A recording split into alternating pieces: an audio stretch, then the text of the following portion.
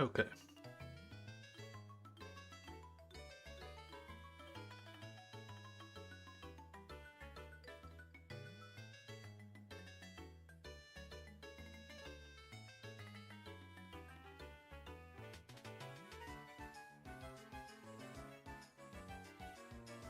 Let's knock down some freaking birds. Actually, I'm gonna close my door.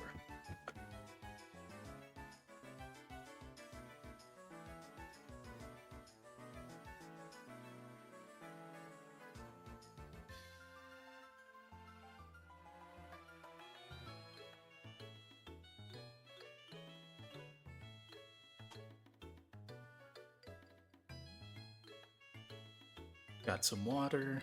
Got a little tiny bit of cake. Let's get through all, what, 7 of these fights? This gym sucked. Really, really bad.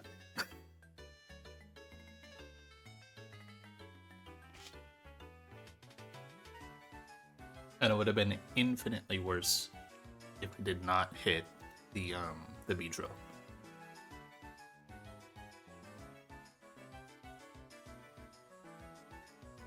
B drill hit a lot of important stuff, and I'm also investing super hard in it. That mon is like kind of, I have to like pocket that B drill.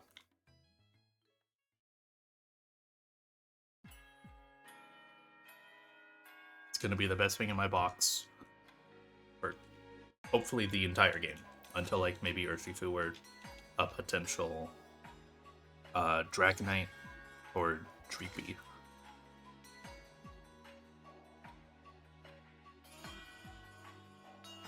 Because I have a lot of investment to go into this guy right now. I also need my Dreadnought.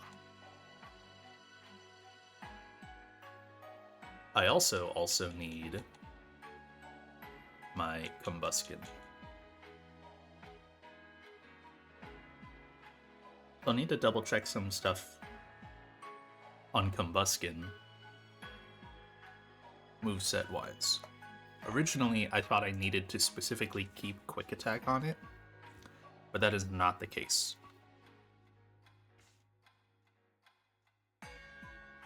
I can go ahead and put Flare, or I think it already has Flare Blitz. I think it got Flare Blitz as a chicken.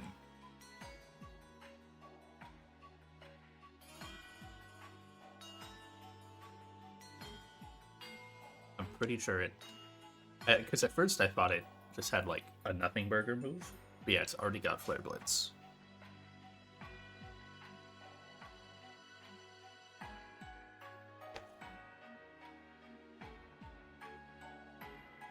So there's like maybe an argument to keep Quick Attack on this.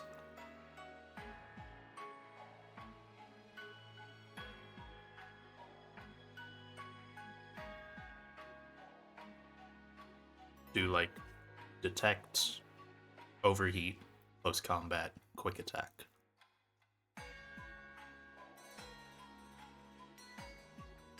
I don't think I ever plan on using Flare Blitz in this gym.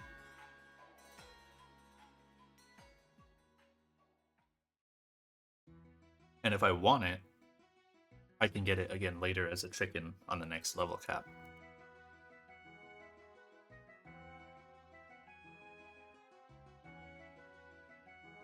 At level 70.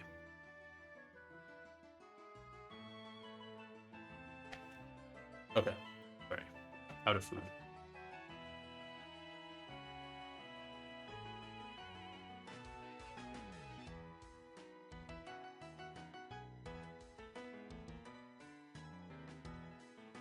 I think I go ahead and drop Quick Attack off this. It's like, it's tough because you can't even get it back. Or no, you can. But, like, you shouldn't be doing that.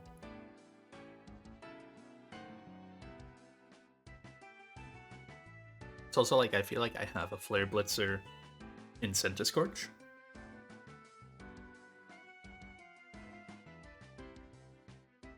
I'm curious about my Melmetal calcs.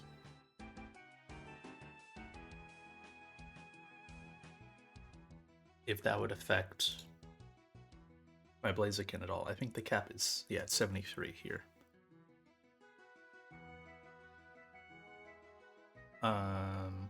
So overheat does 62.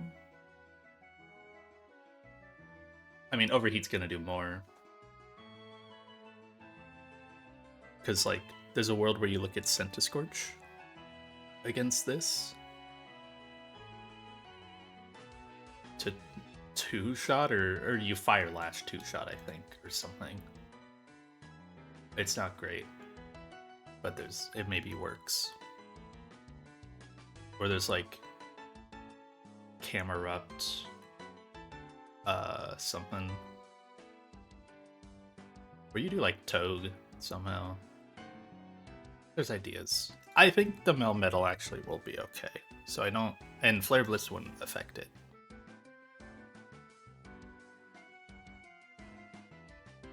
I'll keep Flare Blitz. I'm just gonna level this guy up.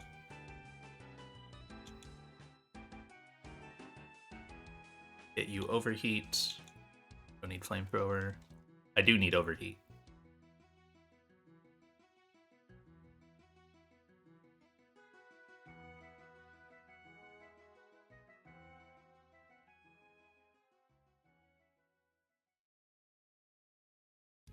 I don't want CC. Oh man, that's tough. Because like Quick Attack is so weak, but it could be really good at beating like some Sash Pokemon.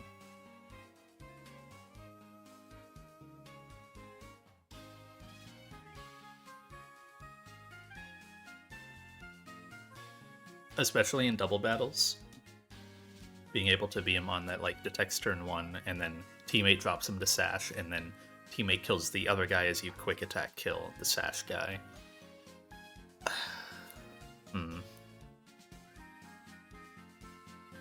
Yeah, I don't know. I am gonna drop Quick Attack. I think Flare Blitz is good. I need to level everyone here up to 69. Everyone I use is max level. No weird stuff.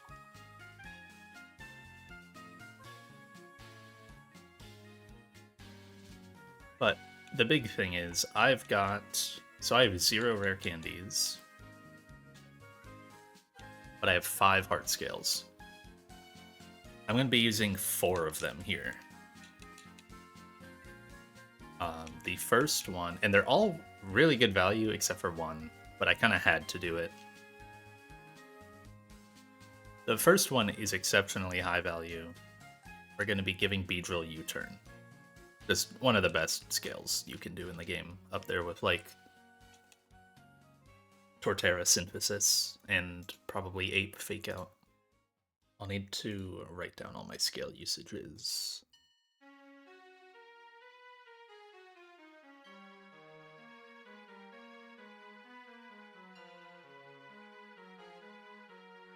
We're going to teach over Drill Peck. Drill Peck is just harder to get anything out of. Drill Run can hit like some quad weaks. Like Poison Jab is basically the same as Drill Peck on a fighting type, which is weird, but it basically is.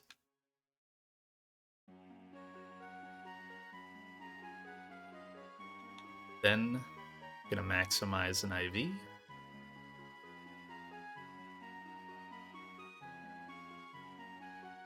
Gonna maximize my attack. This is to guarantee a range on the final Mon of the gym, but it's also very worth it later. So Beedrill is going from 25 to 31 attack. That one's more of an insurance, but I have some really good upside going forward. I think using that scale here is fine. I don't want to lose off of 6%. I wouldn't wipe to Winona, but I would lose easily my best Pokemon and when I'm already investing 2 scales in, so it's worth it to invest the third to guarantee, and then have it also be good against like Maxi 2 and just be incredible in general. But in order to do that, I need 1 more scale on this guy. I don't like that speed is in the middle here. I'm gonna up its speed from 0 to 31. This is a super worthwhile scale. I was kind of always planning on doing this. There's actually a Winona strat that I found that lets me not need to speed scale to outspeed Oko the Shaman. A really cool setup, but the rest of the fight does not work out at all. Unless I did like a planned sack, but I don't have the slots for it. It would have been really gross, and I think I don't have a good way to beat like Volcarona.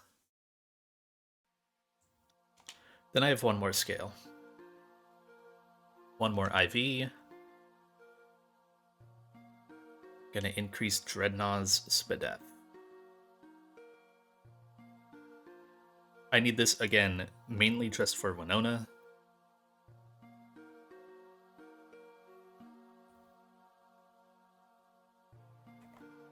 But it's also really valuable in general. This guy's plus Spadef, so the scale has even more, like, impact.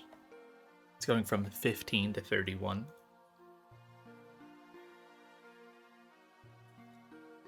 Okay.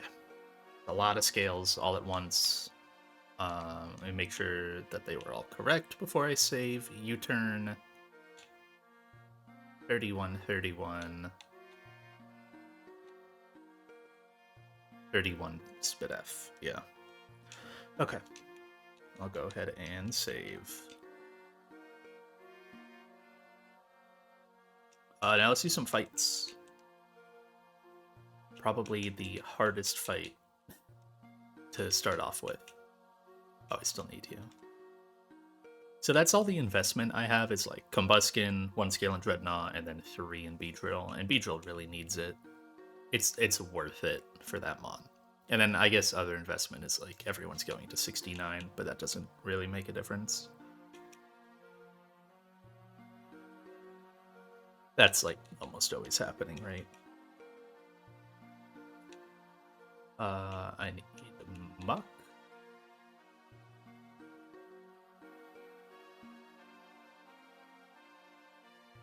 I do need Blaziken, and then I need my Eggy again. This is not a riskless gym, like, across all the trainers. I want to say Winona's riskless with all this investment.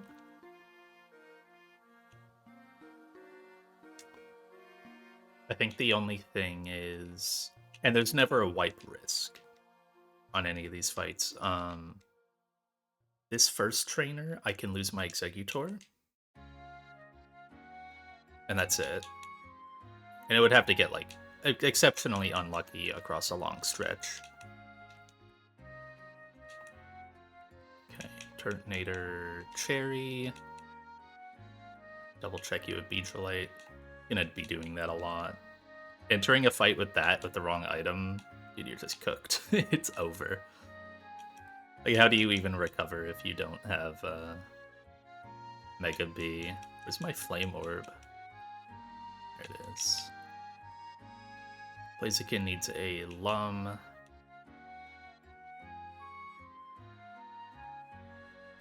Eggy needs a Citrus. Okay.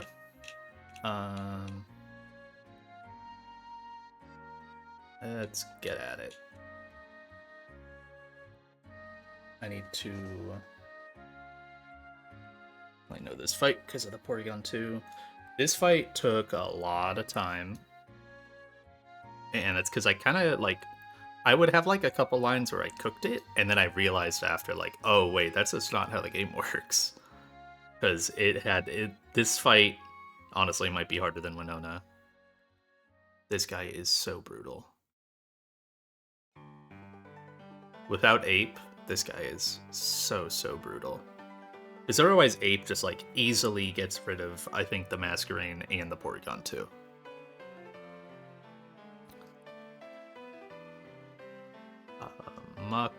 So I defined a ton of crazy stuff here.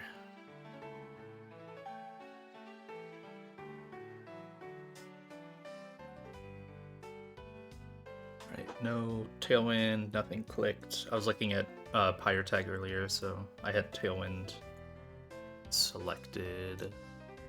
Everyone should have their up. I already put the sets in here with like the upped SPDF and speed and attack. You should have Flare Blitz over Quick Attack. Which I'm maybe gonna regret, but we'll see.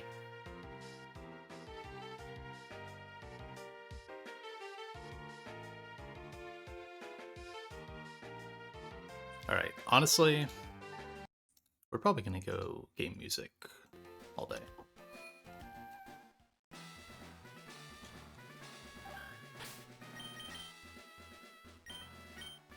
We'll check Citrus, 31, Fairy, Beedrillite, U-Turn, 31, 31, Flame Orb, importantly.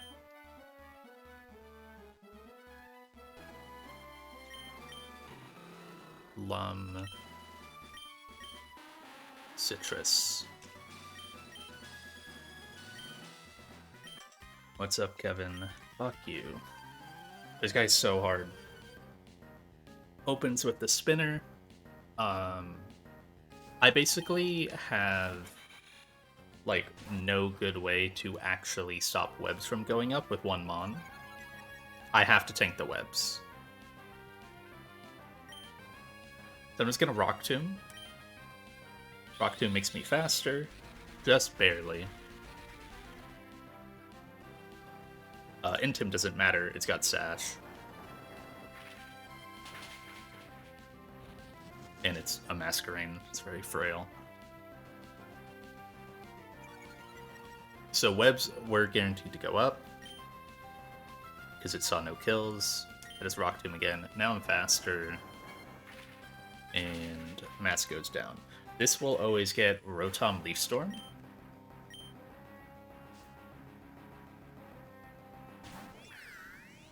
Good. So we need to get rid of webs. Turtonator is the only man for the job. Comes in, doesn't care about webs because it's already just super slow on its own.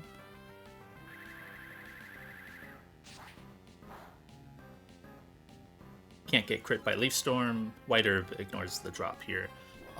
The only important thing is I actually don't want to kill this with Turtonator. It could kill, but I don't want it to. I'm just here to click Rapid Spin.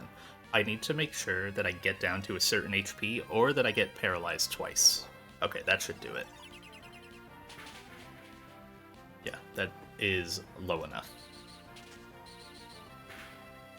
Low enough, but not super low. So webs are gone. Now it's guaranteed to go for HP ground because it sees fast KO. So it won't T-Wave on my switch to Beedrill.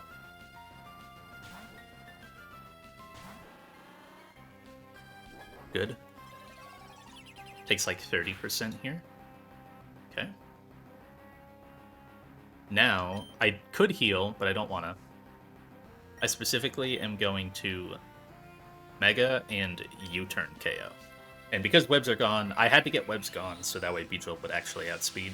Because otherwise it is slower after those webs, I think. I just generally need webs gone by the time Porygon comes in, so... Getting Rotom second, and then getting rid of webs with a specific Mon was really important. So that way I can set this up. Go to Muck. Before the turn ends, Muck is going to get Flame Orbed, which means it basically gets pre-burnt for the Porygon 2. This also is the only way to bait in Porygon 2 when I'm burned, because otherwise my Gunk Shot out-damages its Tri-Attack. So, like, nothing sees a kill on Muck, but once I'm burned, it sees fast out-damage on me, just barely, by like a couple %. So now that I'm burned, I knock off the Eviolite, I can't be status, it can only try attack.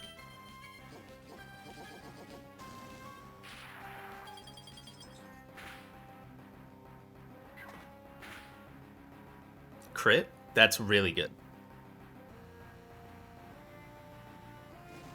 Just like guarantees the or actually I think it was already a guarantee.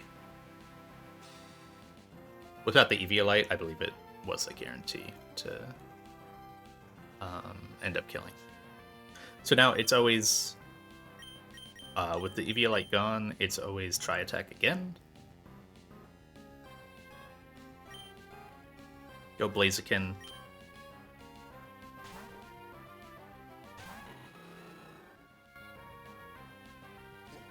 On a try attack. I needed the webs gone so that way Blaziken would outspeed. No Lum proc, +1 Lum. And I close combat, fast KO. Nice. Okay. Not out of the woods. This is like the RNG part. I'll be here for a bit, potentially. Depends how Gyarados behaves. I could lose Exeggutor to this Gyarados. This is completely random move between Waterfall and Earthquake. It doesn't matter which one. I think I would theoretically prefer Waterfall, though. Just gonna go Exeggutor. There is one turn that it's gonna have like a 15% to click Dragon Dance, I believe. Otherwise, it's T-Wave or Earthquake on me. Eggy walls this. If it D-dances, it gets a little scary. Basically, I need to Leaf Storm here, so that way I can block it from D-dancing anymore. And that's what I have. Okay, hit through would be very, very nice here. I have a Citrus with Harvest. Awesome. Citrus Harvest can usually sit on this for a really long time. Okay. And now it's at an HP range where it can no longer D-dance on me. And because I'm already T-waved, it can only click Earthquake. I still have my Citrus. I don't want a Wood Hammer for the recoil. I just want to Dragon Hammer twice. It can only click Earthquake.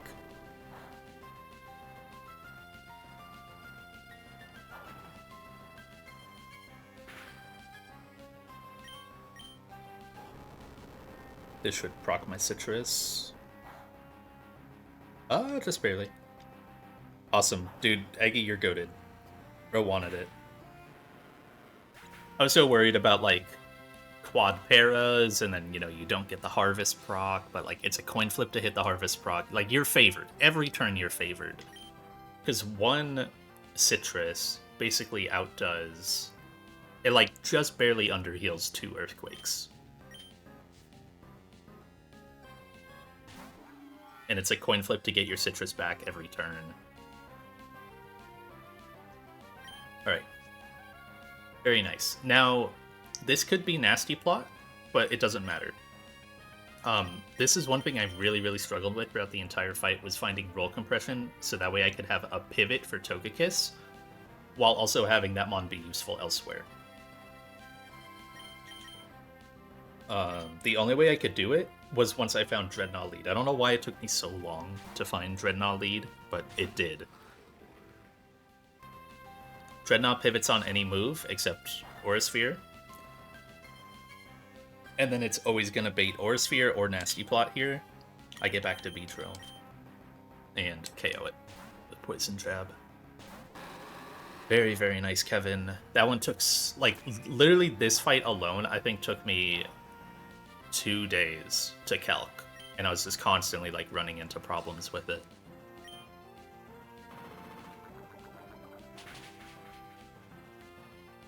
Nice. Gotta update some kill counts and also update some Mons in here. This is no longer a Combuskin. That's a freaking Blaziken. Alright. Dreadnought got one. Then Beedrill got its first. First of many. Then Blaziken got one.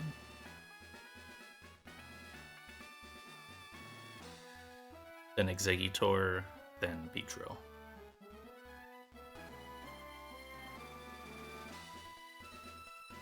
That's Exeggutor way up here. Tied with Klotzer and Stoutland. Klotzer's been like on the downturn for quite a while, sadly. I'm on just... It doesn't really cut it anymore. This is the point where you need Mega Blastoise to like actually do anything.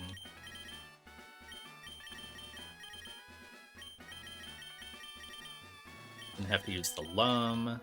No truck attack. Good fight. Okay. Yeah, I was looking at the next split. I was calculating a little bit of the Mount Pyre split. I have some of 120 calced. I need to be careful with it, recheck it, because I need to make sure that the level was always correct, but...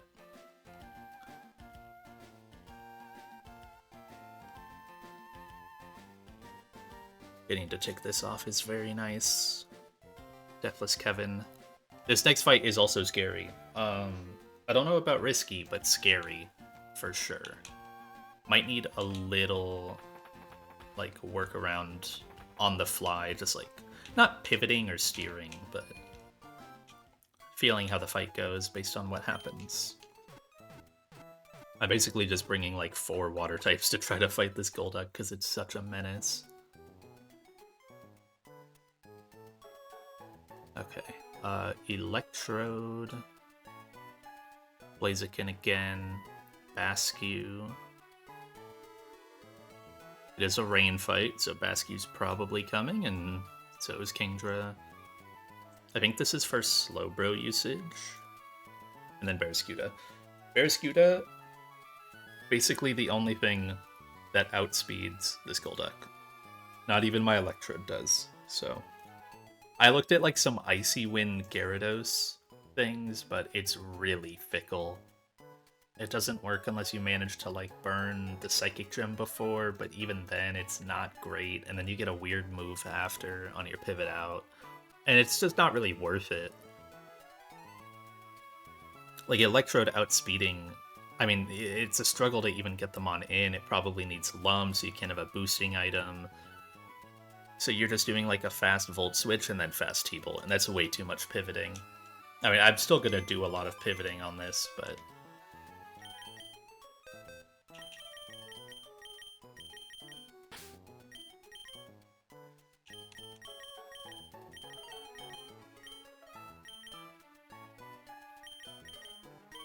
Need to level up my Bascu. And my Kingdra.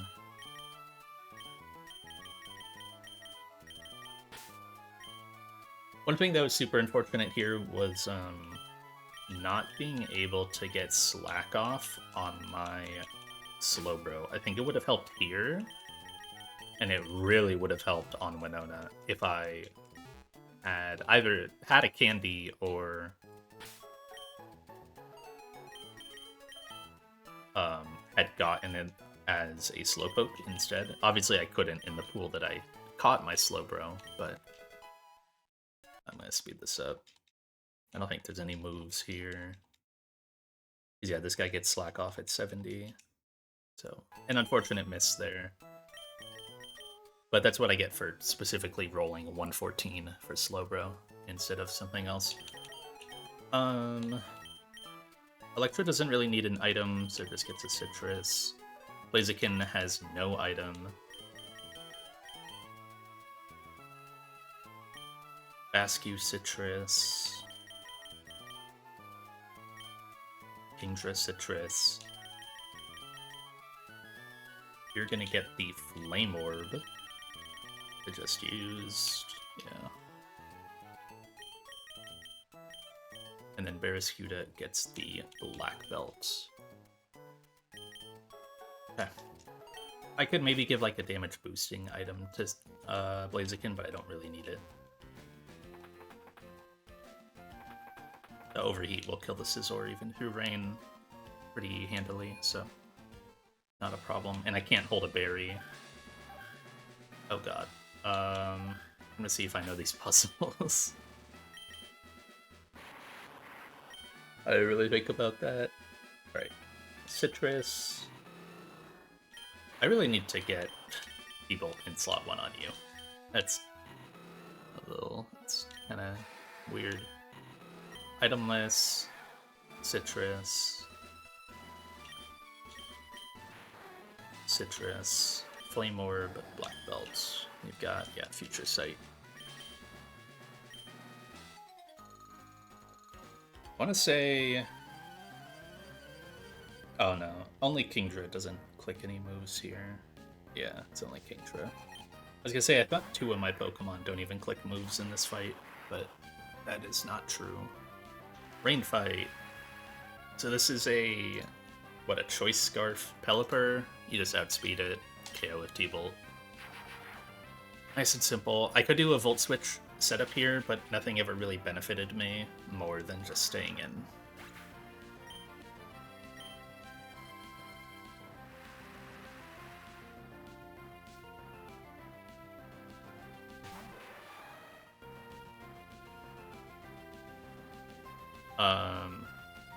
I can Volt Switch out on this, but I don't really need to. Is there any reason to? I mean, I can... This is always clicking Bug Bite.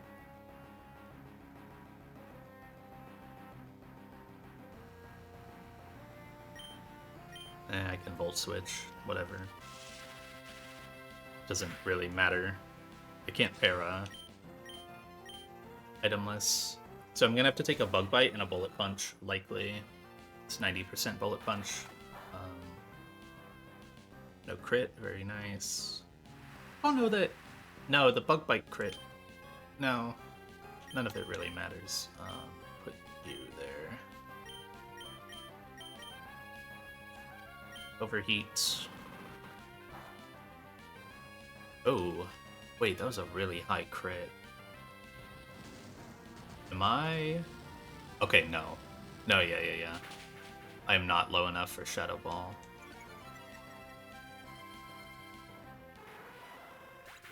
Oh, I guess double crit would have owned me there. I didn't really think about that. I factored the Bullet Punch crit, but I didn't really think about the Bug Bite crit as well.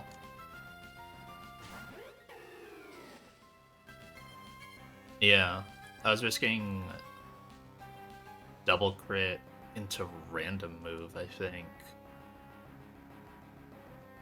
Huh. Because now this comes in with fast KO. I was expecting it to always be Brave Bird, but if I got double crit, it could have also been Shadow Ball or Leaf Blade, which are both bad for Basculegion. It lives Shadow Ball if it's non-crit, so it would have had to be triple crit, and you have to get even lower. I think you would need high rolls on both crits in order for it to be Leaf Blade. It's very hard for this to click Leaf Blade against a Blaziken, but still possible. Okay, but that didn't happen. Go Bascu on Brave Bird. I don't even really care about the recoil it takes here.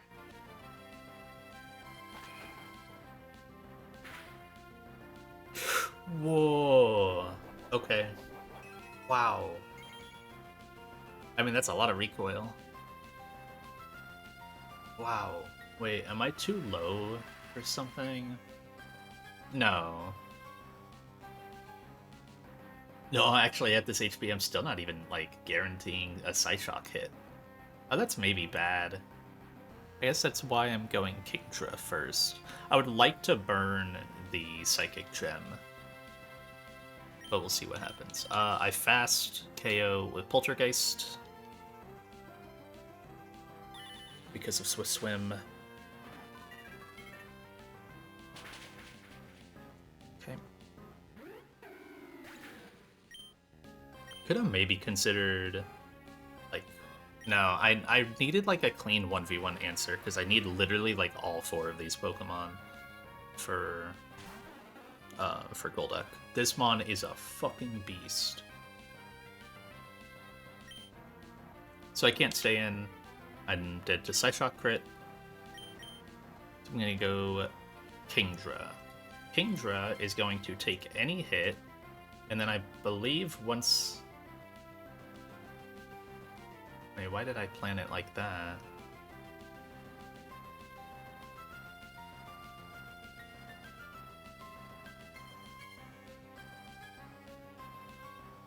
This note seems wrong. Why would I pivot Blaziken? There's no way I can pivot Blaziken. I don't know why I wrote that. Even without Psychic Gem. Oh, I guess... I couldn't have expected to get low enough from the Brave Bird.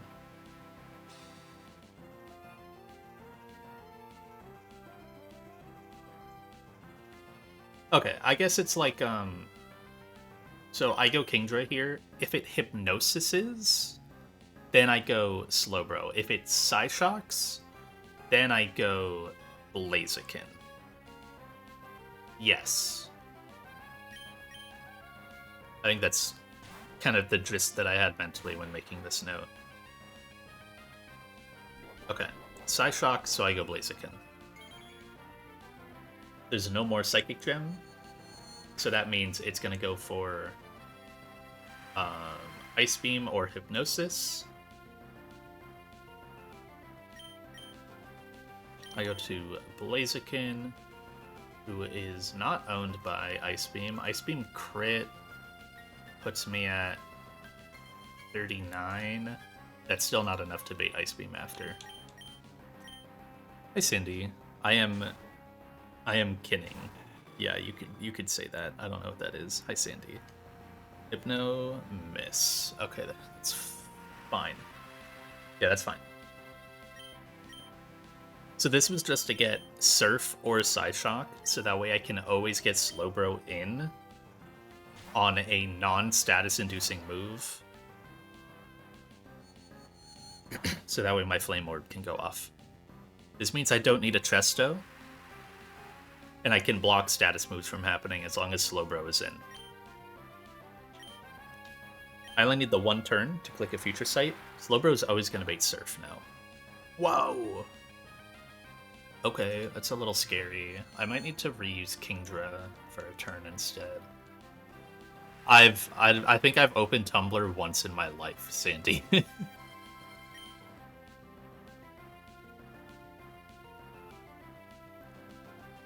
You gotta realize with me that I straight up did not have, like, usable internet in my household until probably 2017 or 2016.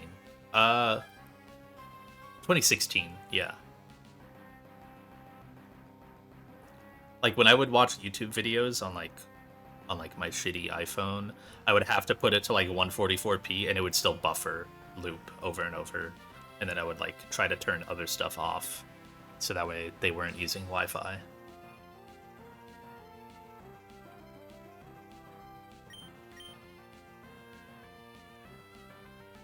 Okay. So Surf crit, it's still always Surf here. I go back to Kingdra on Surf. I might need to reuse Electrode.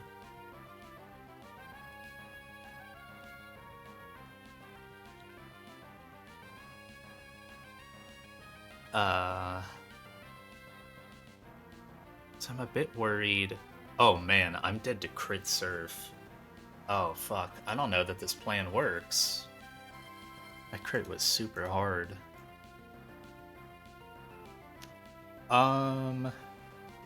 Okay. The goal is to get Barraskewda in on either Psyshock or Surf. It doesn't matter which one, I just need to get it in on not Ice Beam or Hypnosis. That way, because I need the black belt, and I also need to stall for a couple turns, so I can't just go to Barraskewda right now, where I'm baiting Surf. I might need to. So I think what I can do is go.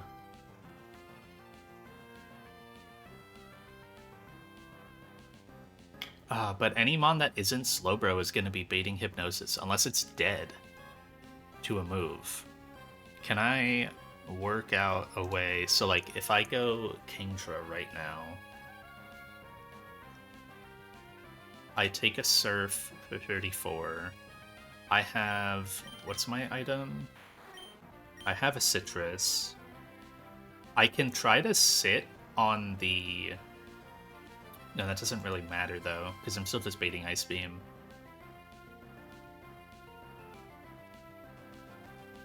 If I take an Ice Beam, do I guarantee Surf on Bascue? 31. Surf or Side Shock. I take 31, that drops me to 91. No, that's not low enough. Okay. Do I go Electrode right now? Electrode has a... I believe it has a citrus. Yeah. So I can take any move and then always bait Ice Beam after. On Ice Beam, I can then go back to Slowbro safely and then always bait Surf. Okay. That's my play. Wait, doesn't Kingdra do that too? Oh, Kingdra does that too. I'm being silly. No, this always worked. I'm being dumb. I guess if Ice Beam crits... No, I don't even bait. I just bait Surf after. Okay. No, I'm being silly about this. I thought that crit was scarier than it was because I forgot what what my pivot chain was. So I calced this fight so long ago. I calced it like a week ago.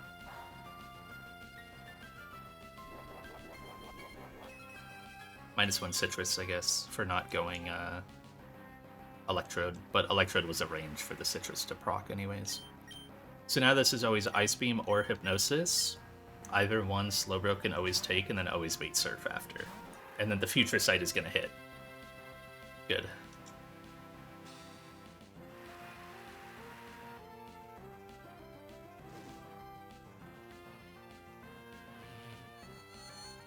And now I'm always baiting Surf, so I can safely... That damage looks really low, but it's okay. Future Sight does 53.4, and with Black Belt, Close Combat does 49. If I can go straight, I needed the Flame Orb to block Hypnosis. This is always Surf. I take one hit, and then I outspeed Oko. Or not Oko, but outspeed KO with the only mon that I have that outspeeds. Man, tough fight. I got crit a lot on that fight, too. It was like 3 or 4 crits. It was crazy. Okay. Trode got one. Blaziken got another. Already passing some mons. Bascue. And then finally Bara. Bara... Oh, it's right there. It's not as high as I thought it would be, honestly. I thought I gave it like some eco frags earlier. Okay. Double battle. No more rain. Doubles. This double, I thought I was like hella walled by it for a while. And then I remembered that I invested... I got to this fight in my calcing, and then I went back, or like went up to check Winona. Because it was like at that point, I was having trouble looking at this fight a little bit. It was like, well, if I can just get stuff on my Winona, then, or like know that I need to invest on Winona, then I can go ahead and just invest before, and then calc with the investments. And they do help out. It lets me outspeed the Rabombi. It is very valuable. Also, when I calc this fight was kind of the point that I reached,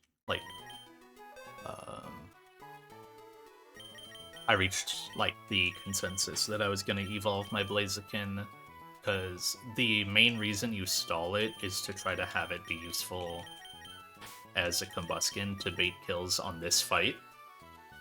But I think my guy is like plus Spadef, so it just doesn't. We're gonna get our first Halucha action. I need to level you up. My Halucha is 0 attack, by the way. But it's a Halucha. Definitely need to level you up, yeah.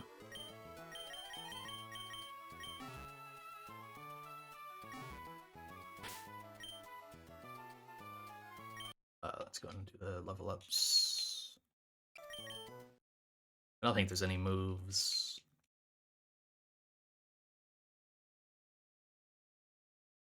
I was looking at some really stupid stuff with Halucha in specific, like some defog encore stuff on the Expert Kevin fight to block webs. I was going through it with Halucha on a couple fights.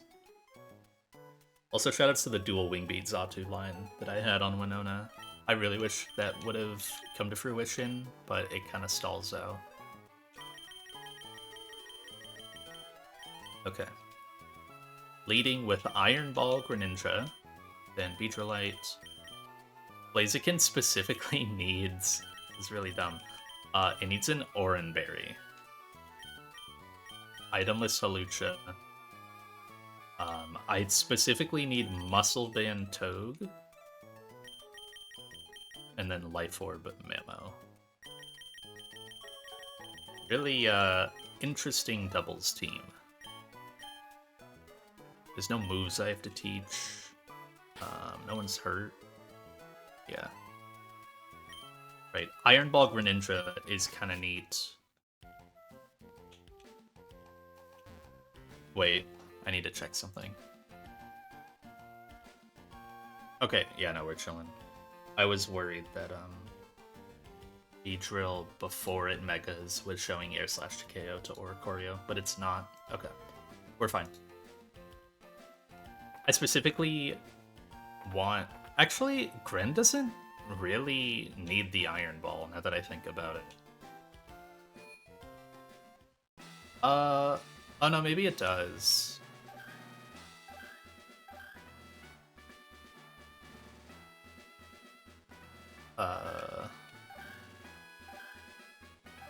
Yeah, okay.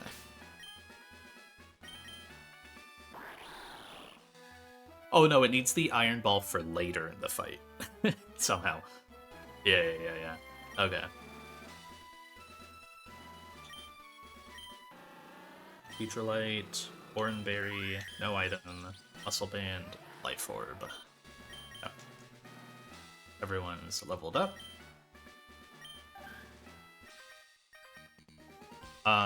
Slots aren't like the biggest thing in the world here, but I probably should have saved. I think it might affect who comes in between the birds at the end. I got Rabombi slot 1 though, so we're fine. I think it's okay. Alright. Turn 1. Because of the Iron Ball, both opponents see a fast kill onto Greninja. The only one that can really take this and then also bait stuff well the next turn is going to be Blaziken. It's baiting Bug Buzz, I think? Or no, Pollen Puff and Revelation Dance. Blaziken can take both of those, and then I'm gonna Poison Jab Rabombi. The nice thing actually is this Rabombi, it's got Focus Sash, but it also has Shield Dust, so I don't have to worry about my Focus Sash poisoning it, or my Poison Jab poisoning it and killing it a turn early after the Focus Sash proc. So that kind of works to my advantage to not have that variability. I could just get it to 1 right away. Pollen Puff into Blaziken. Nice. And it's going to take a really big Revelation Dance, but that's okay.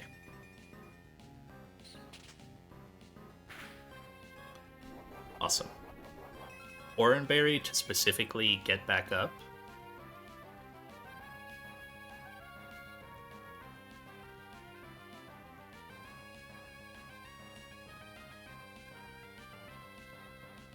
to bait Air Slash. It doesn't really matter, but it's nice.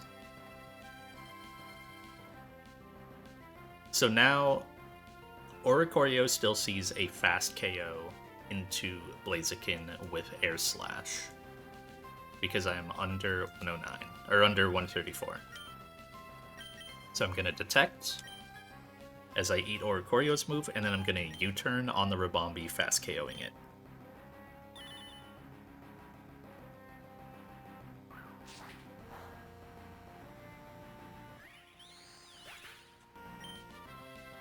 No Quiver Dance for you, and I'm U-turning to Hawlucha. Hawlucha gets in undamaged on an electric type, which is really nice.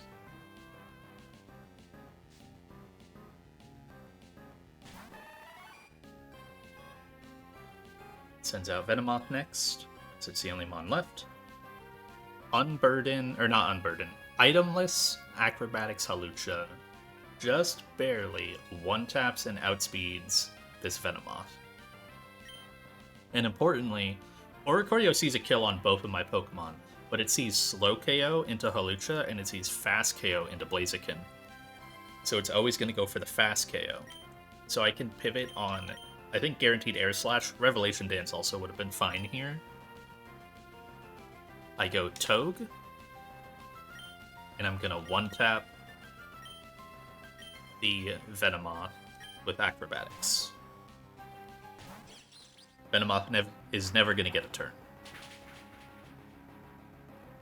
It did not matter.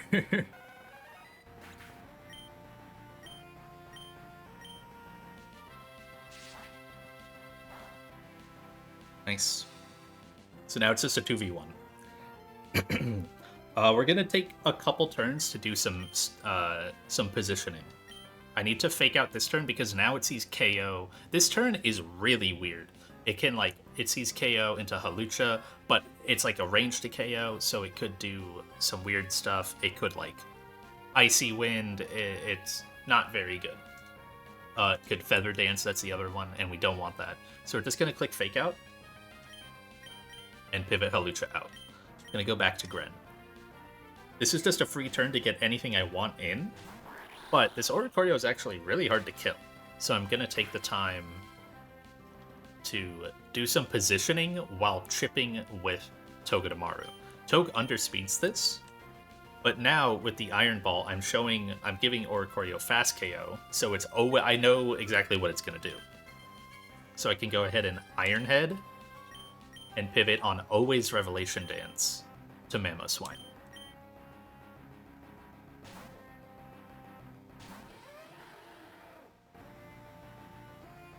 Take no damage. Iron Head. Good. And now with the Muscle Band, Fake Out, and Iron Head, my Life Orb, Ice Shard will always kill the Oricorio. So it's never going to get a turn off, so I can always just go to Beedrill. Because right now, Oricorio's, the move it would select is horrendous. It could do just about anything into any slot. But Ice Shard is going to kill it with Life Orb after the Muscle Band chip.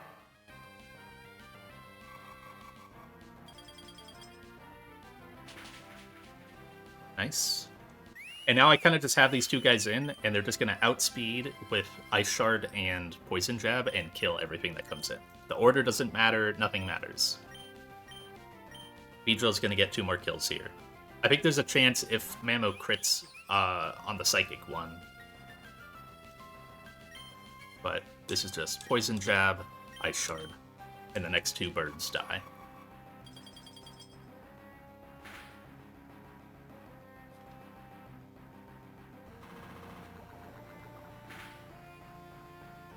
Crit didn't matter.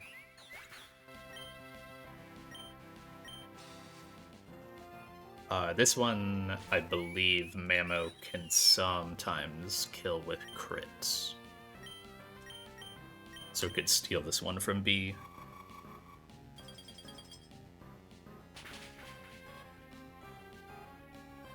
Yeah, that looks about right. It looks like it could kill with crit.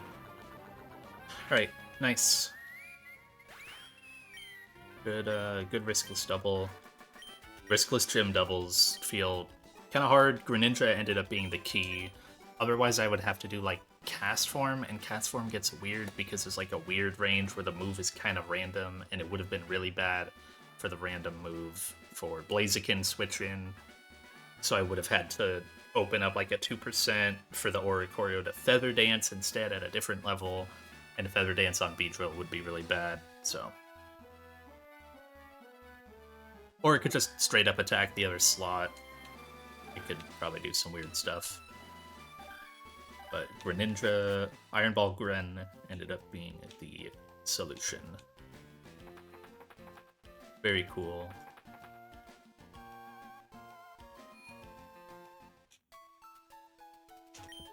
Okay. Beedrill got a lot of kills there. Beedrill got the Ribombee. And then Hawlucha got its first.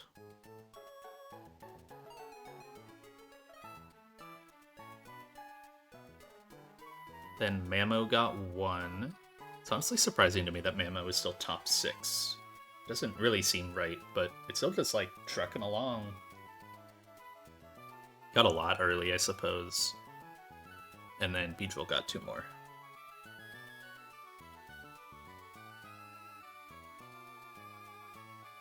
Beedrill already passed Camerupt.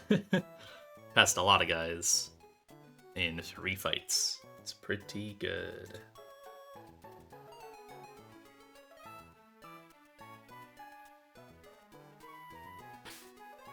Okay.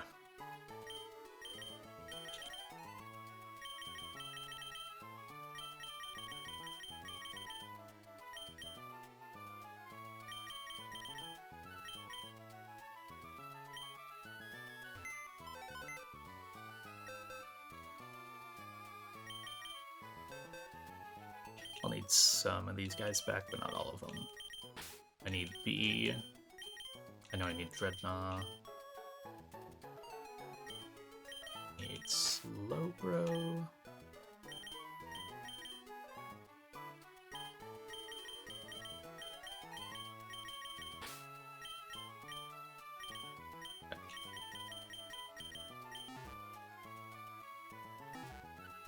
Let me double check one thing on this.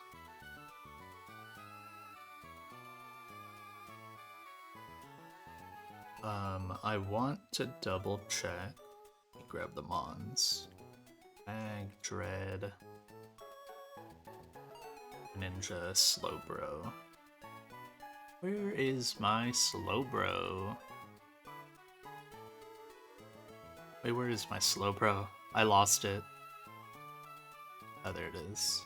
Okay. Let me double check Greninja kill here. It looks correct. This feels a little wrong. Greninja just straight up one-taps this Gliscor. It's actually kind of crazy. Okay.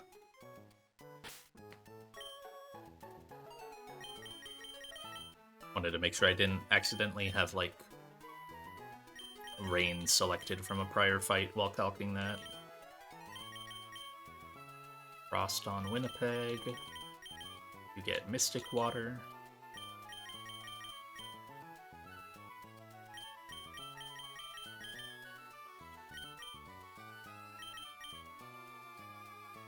And the last 2 Mons get Festo.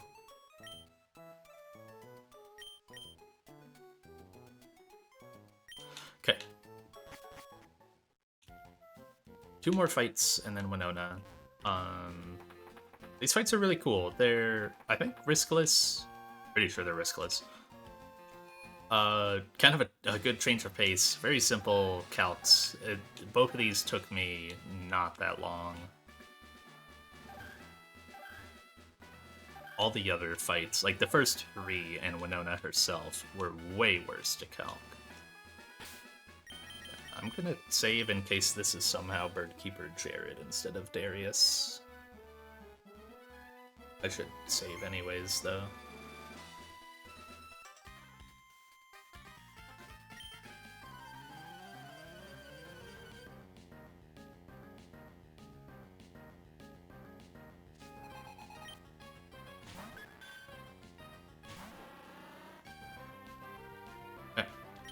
Pretty simple opener. I think theoretically,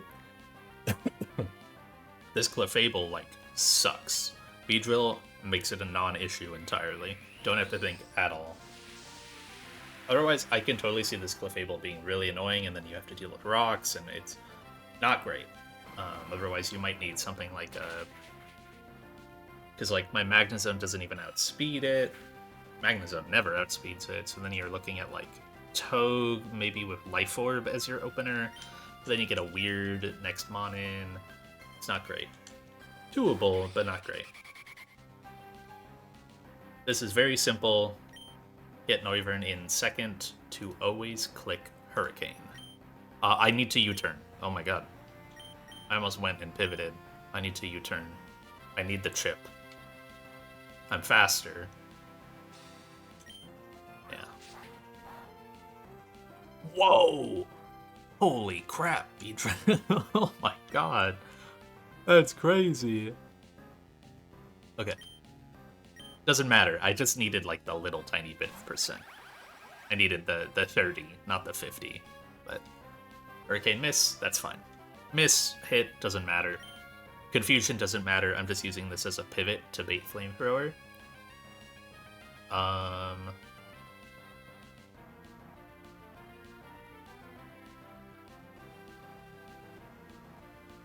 That is a little awkward, but I think because of the crit on Beedrill, it's fine.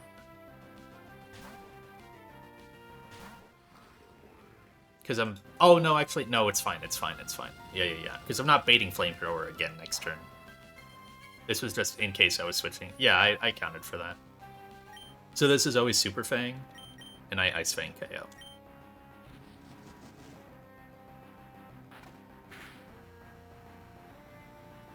Puts me at a pretty easy to predict HP.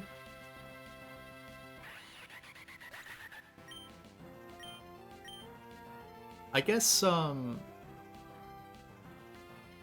no, it could never... Oh, no, it totally could have Super Fanged on the Switch. It could have Super Fanged on the Switch, and then Super Fanged again. Or no, it wouldn't Super Fang there, it would Dragon Pulse or her... Oh, that was weird, actually. I kind of undercooked that Noivern. I wonder if there's... Is there a scenario where I stay in if I got Hurricane Miss until I get hit once, so that way Flamethrower kills? Because I can take a Flamethrower crit, have a Citrus, and then always bait. Yeah, that's what I should have done. Because the Flame Orb actually doesn't really matter on Magnezone, I don't believe.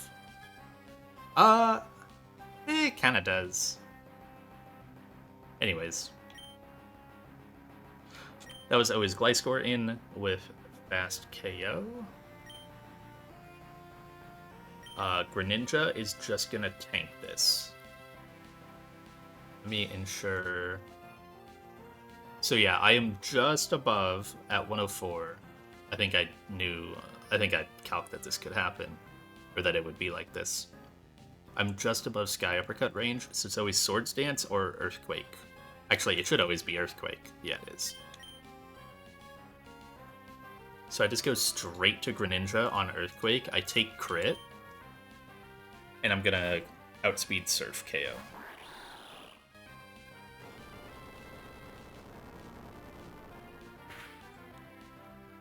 Wow! Scary seeing it scroll like... I mean, I knew I could die, but... whoa. Okay. This is... am I too low for Heat Wave? Oh, this can be Heat Wave. Wait. That's fine. Yeah, that's okay. I can take a Heat Wave on Mag. Yes, I can. I just baited it after. That's okay.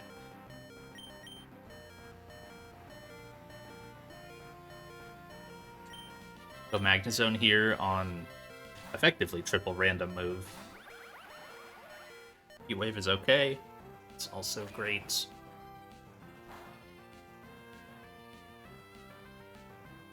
Recoil doesn't matter. So always Heat Wave, because it can't Hypnosis on me. So I go to Slowbro on a Heat Wave. If I get burned, good. It saves my Chesto.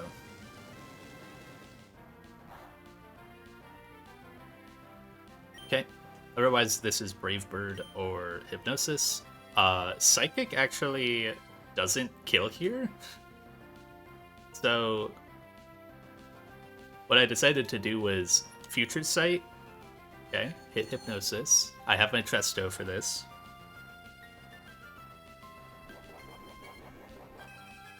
I just kind of wanted to do this because it's fun, and there's no reason I don't, or like can't not do it. I could just like Future or Psychic and then do the same thing, but I'm gonna Future Sight, pivot to Togue on Brave Bird or Hypnosis. Brave Bird recoil plus Barbs would also kill it after the Future Sight, but or after the Psychic, but maybe I could have just done that. It would have been simpler, but this is more fun.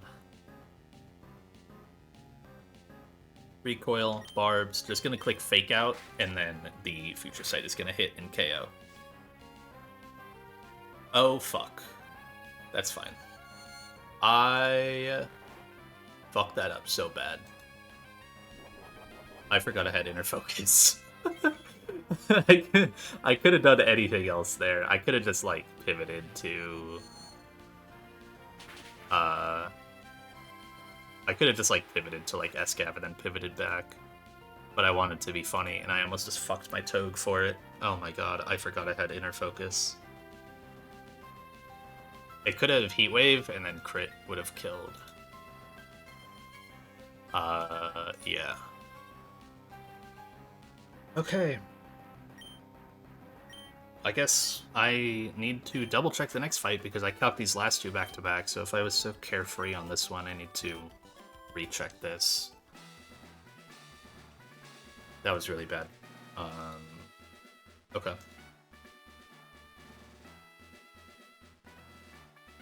I could have also just Spiky Shielded, right? I could have just switched and Spiky Shielded, and same effect, but... So it would have been fine. Right, the play was right there, but... I just undercooked that. Yeah, this on them.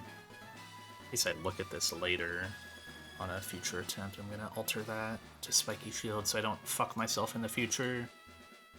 Good luck, Jax. I just risked my Togue for fucking nothing. For fucking bullshit.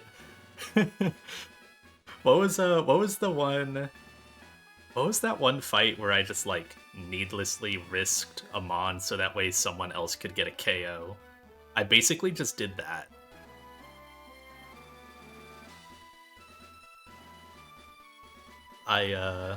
No, I didn't lose anything. I risked, but I didn't get punished. I just risked my Togue to a Heat Wave crit that I did not need to do at all. Basically my way to kill the Crobat here was go Slowbro, Future Sight, and then pivot Togue and Fake Out. And I was like, oh, it's funny, it's just gonna flinch and then fucking get hit by Future Sight. And I forgot I had Inner Focus. I could have just clicked Spiky Shield and it would have done the exact same thing. But I was being too silly when I was calcing this. It clicked Hypnosis on me on that turn. So I lost a Chesto and that's it. But a little dumb. Also, shoutouts to Greninja living crit Earthquake from Gliscor. I think I undercooked this fight just in general because Hurricane Miss led to some potential weird stuff on Magnezone, which led to, or could have led to potential weird stuff on Dreadnought, which could have led to like Sky Uppercut on Greninja, and I would have maybe needed to pivot around to ensure that that didn't happen. I wonder if I could have gone like Beedrill to fix that. No. Oh, I could have gone Slowbro to fix that if that occurred. There was a pivot line out of it, or a steer. This fight is like, it's tough, but I had all like the answers to it. Like, Dreadnought just beats the Noivern. Beedrill fucks this Clefable. it demolishes it. This was really a 6v3. Or a 5v3, I guess. I didn't really use Beedrill after, so...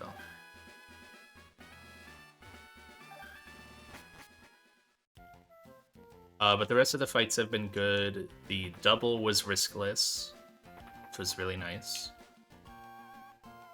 The rain fight... I got crit a lot on the rain fight. The Golduck was riskless.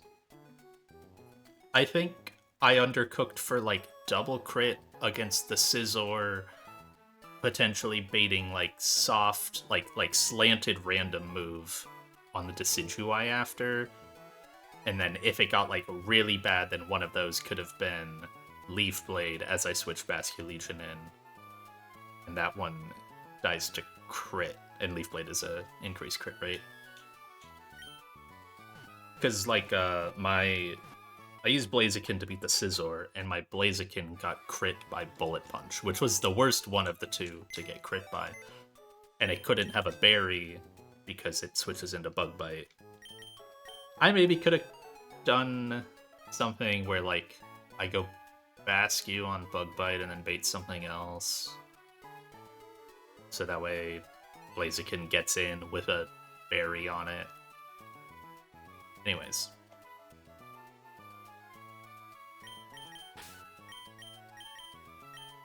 I need Dreadnought. I do need Beedrill this fight.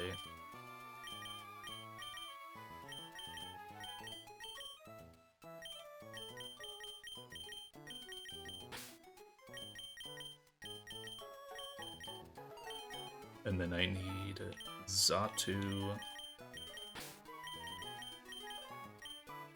But Kevin went well. Kevin went really, really well. I mean, I haven't lost anything, right? So it's been going fine.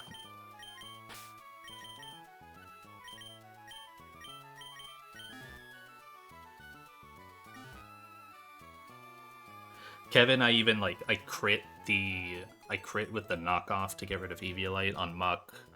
So then... actually, no, I don't think it was a range after. I think knockoff plus no Eviolite close combat Blaziken always killed. That wasn't a thing. I think I was looking at that earlier when I was trying to keep Blaziken, like, under-leveled. But that was not an issue. Kills. Did not note the kills. Beedrill got one. Dreadnought got one. Greninja got a really silly one. And then we'll give it to Slowbro. Even though Togue was on the field. Okay. I am going to recheck this line. Because I calced this right after that last one, and there was obviously some undercook mentally. So I'll give everyone the items and then kind of run through it again to make sure nothing is weird. Shoutouts to Life Orb, Togedemaru. Okay.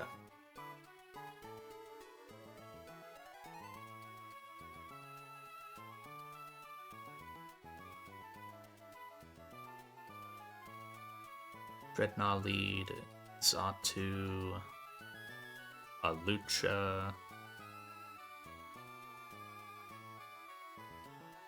and Electrode. Go in the middle. There you go. Alright. So opener is always Bug Buzz. Yeah, opener is always Bug Buzz. I just Rock Tomb, KO. That puts me at about 50% always. That guarantees Surfetched in fast KO with close combat. On close combat, I go Xatu. It gets the defense drop. Then I start baiting quick attack. I click, I have a typo here. Oops. Pivoy, not pivot. I pivot Zatu, who then outspeeds. I could just kill it, but I want to set up a really cool chain. So I go Future Sight as I take a quick attack, then I pivot Halucha on another quick attack. Halucha can take 2 quick attacks here, but it's fine if it does. It lives 2, and then I don't think... Oh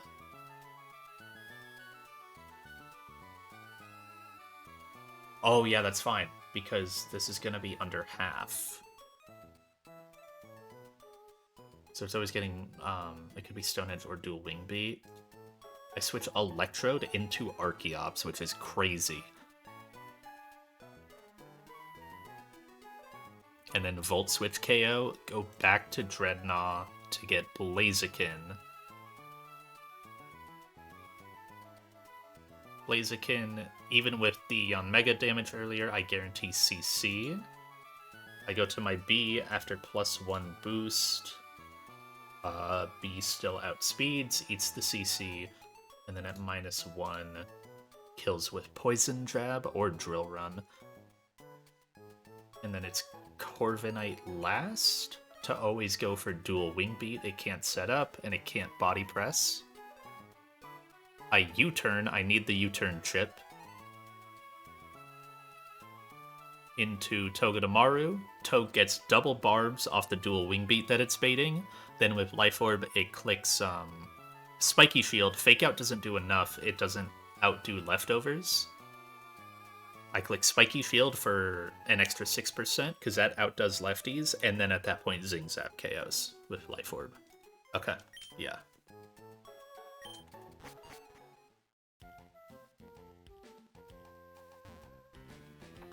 Wanted to double check that. I remember having a lot of fun calcing this fight. I mean, I had a lot of fun calcing the last fight too, and maybe too much fun. Alright, how do I need you up. Wait. Getting owned by a children's puzzle. There we go. I have to do that again.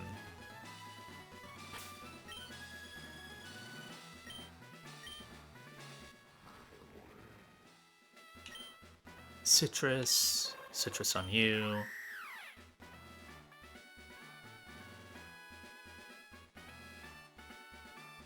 Itemless. Halucha.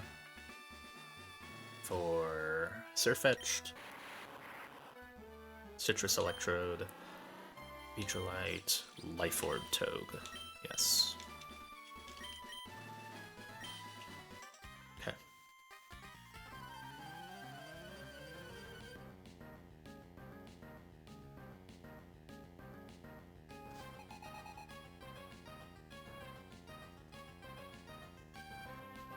Sorry, I got pinged.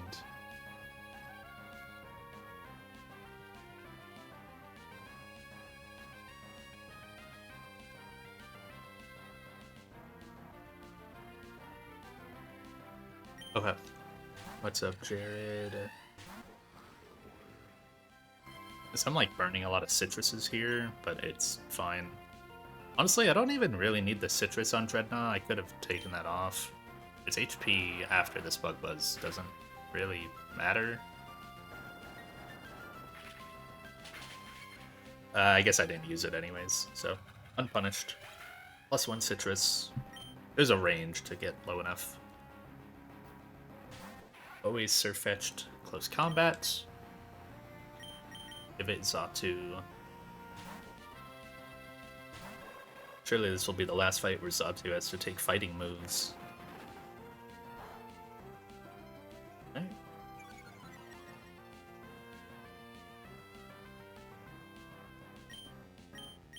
Future Sight.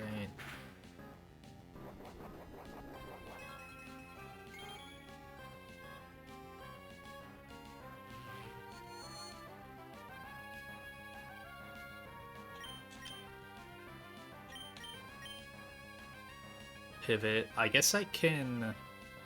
Is there any world where Halucha is scared about double QA? No, right? it takes 2 QA crits. It's fine. Is there... Wait, let me check my current HP. I didn't really think about that. 31. Okay, yeah, no. It can't dual wing beat here. Or poison jab. Yeah, we're fine. As long as I'm above these ranges, it can't do those. Good. Now, acro, probably another QA. Yeah, it's fine. At 106... Good cry.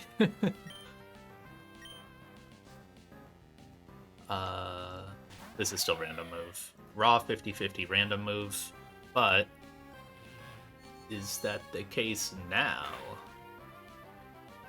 God, I love that. There's also a world where I do a cool chain where I immediately kill the Blaziken, but honestly, chipping the Archeops was more important. Because Beedrill outspeeds Blaziken, it's chill. If I didn't have that, I probably would have had to do the Future Sight chain onto Blaziken and one-tap it before it gets any speed boost off.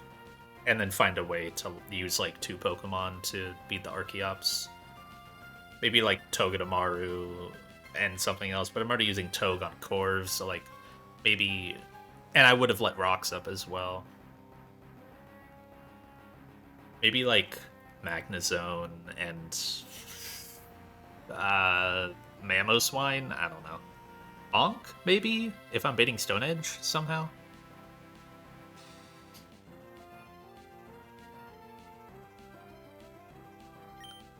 But for now, I pivot Electrode in. Pivot Electrode in on Archeops. Yeah, man. Look at that damage. Uh-oh. Owned. Fucking owned. Fuck you. Volt switch out.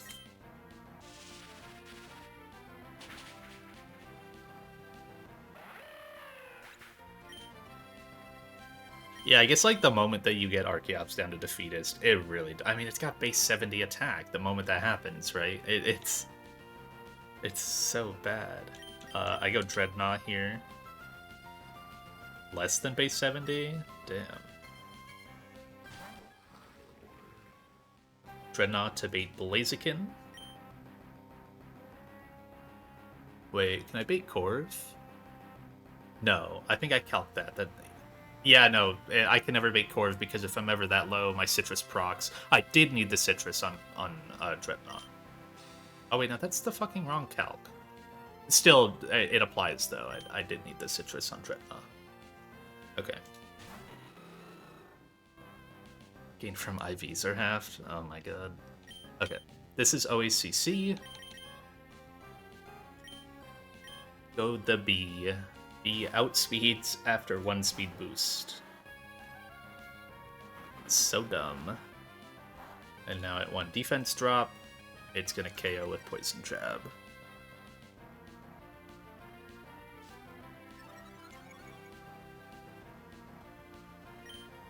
I think the only 2 ways... Oh, whoa. The only 2 ways I've beaten a Blaziken so far in this game is either outspeed it after a speed boost with something stupid, or Future Sight chain KO it. Those are the only ways that I've beaten speed boost Blaziken in this game.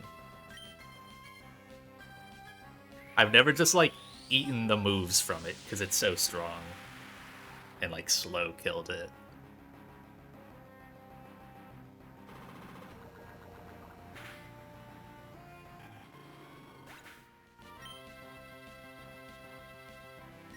Bridge rival. Oh yeah, bridge rival. I don't even really like account that one, honestly. It's so pitiful in that fight with the rain up. Dude, any Octillery could probably beat it, honestly. Well, I mean, you're slower and you're probably baiting T-Punch kill, but like, you know what, it with the rain up, just about anything can kill it. Okay, I need to U-turn here. I need that chip. That chip's important.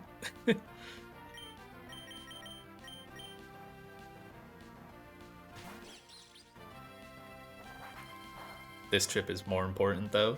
Shoutouts Dual Wing Beat. Man, I love this move. Abused it so much, and I've never clicked it once.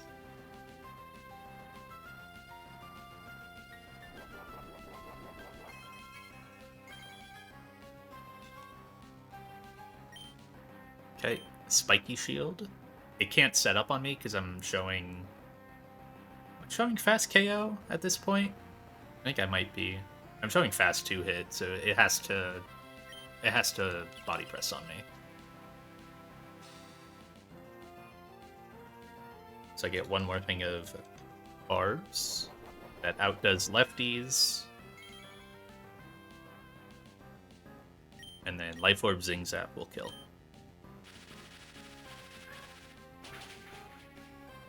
Awesome. Crobat usually outspeeds. Makes sense. Alas, I do not have a Crobat or a Noivern. Instead, in that pool, I got a Exploding Claydol.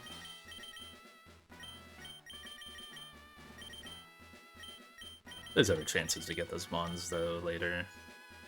Alright. Winona time after this. Xatu actually doesn't get a kill. I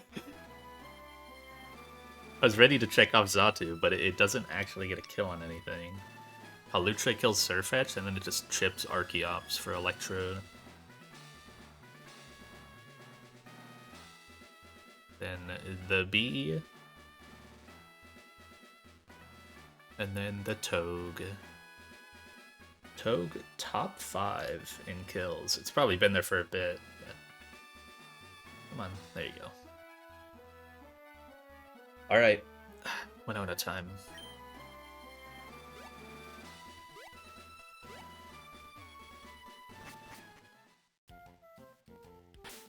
No items? No.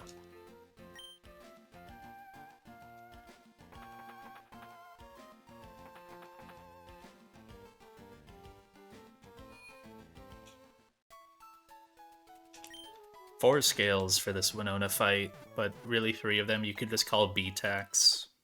So, effectively a 1-scale fight, kinda. Actually, most of my team is the same here. Dreadnought lead, Xatu second, Beedrill third, Togue fifth. I think if anything goes wrong in this fight, or like I messed something up in the planning, I think I just sack Gyarados. And like that would really suck, but I think an acceptable loss. I need, oh no, my Gyarados is leveled.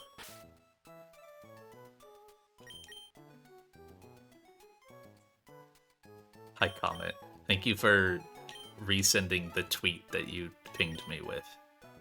I appreciate it. I'm glad you were thinking of me.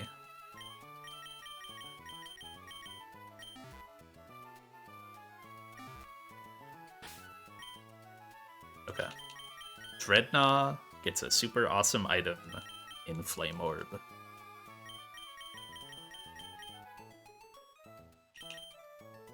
Xatu Citrus.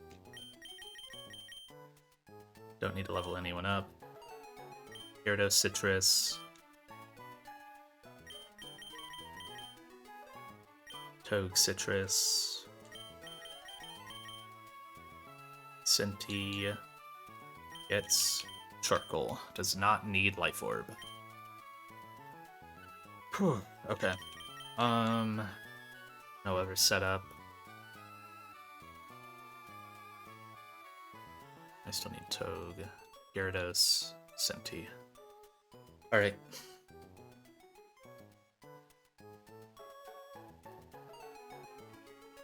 Turn the game up a little bit. No move changes. Heal again, but it doesn't matter. You get healed in the fight anyways.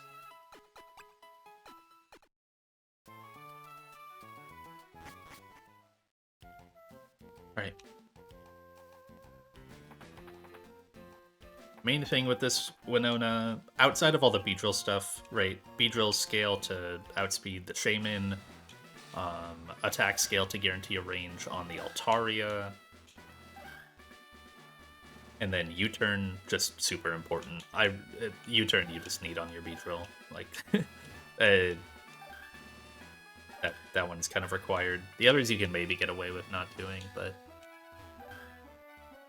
then there's also the added tax of needing to scale Dreadnought Spadef. It does put it at plus 31 Spadef, which looks real. I mean, this Dreadnought's insane. It's crazy now. Before, its lowest stat was plus 15 Spadef, and now plus 31. Like, makes a huge difference.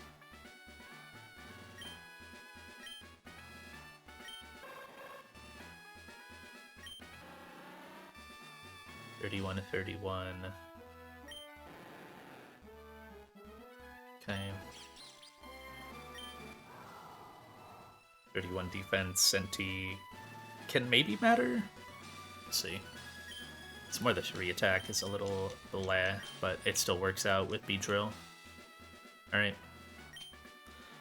Hi, Winona. Witness your elegant choreography.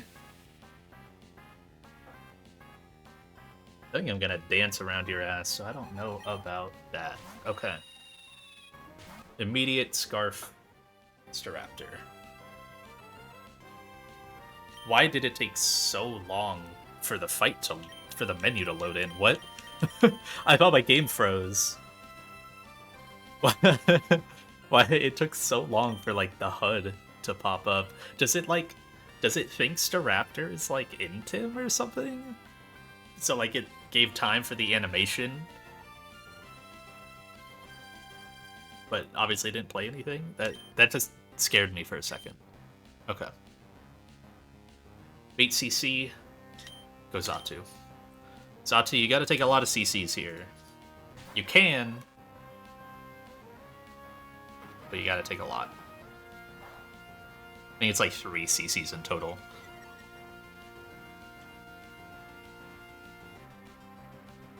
We're gonna click Future Sight. We're still slower.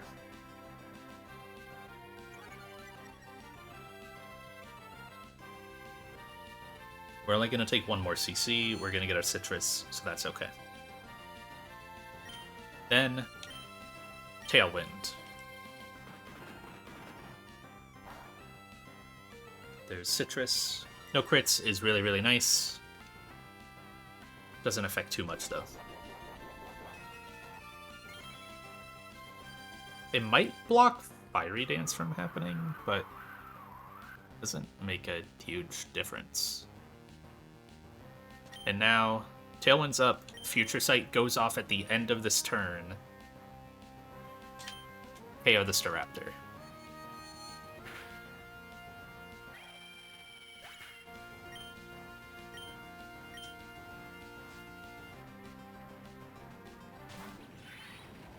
Volcarona comes in, seeing slow KO, and takes a Future Sight, breaking its sash and doing a ton of damage.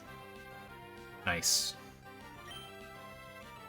Now Tailwind is still up for 2 more turns.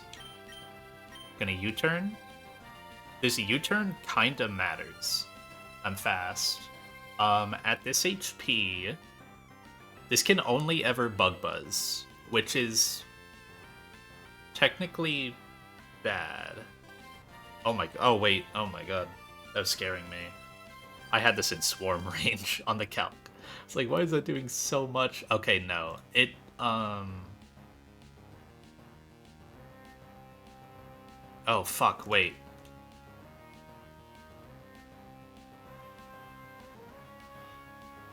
How much did the Future Sight do? Like, 79 in 62. You're like 138. Okay, it can't set up. Thank God. I thought I left it at like a weird HP, or I left myself at a weird HP. where it could click Quiver Dance, and if it does, it's faster than my Dreadnought, and then would like do way too much damage.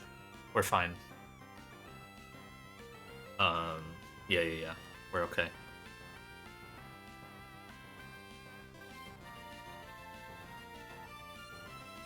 And yeah, I just barely show fast 2-hit KO with my future sight, which it shouldn't be able to read off of, but it does.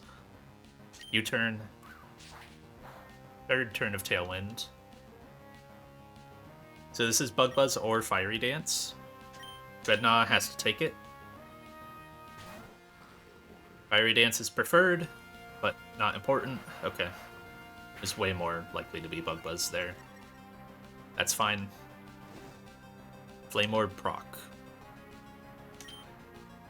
Dreadnought now in Tailwind, outspeeds Volk, and even while burned, kills with Rock Slide. And I need the Flame Orb chip to guarantee, it probably doesn't matter for this one. Yeah, it won't matter here, but it was in case of Fiery Dance. I needed to get low enough to guarantee Hawlucha close combat. But that's guaranteed here. It can't be Acro at this HP, and Tailwind is gone. Always clicking CC, so I go Beedrill. Okay.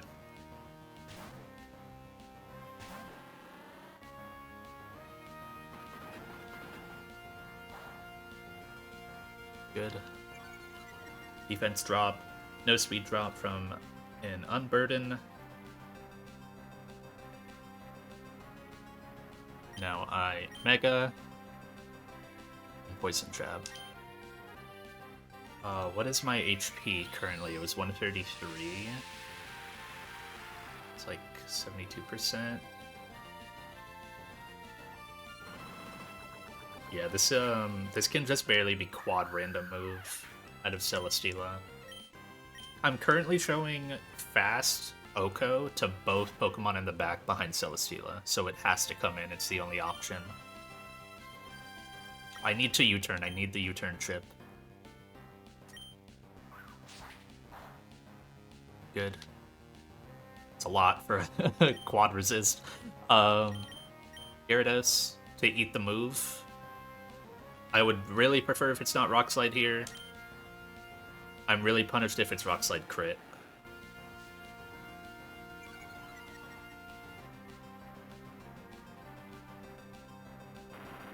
Okay. Alright, we're fine. I think if it's Rock Slide crit there, there's like a chance I might need to sack Gyarados later, but we should be okay. Now I pivot. This guarantees another Rock Slide, so I go Togue.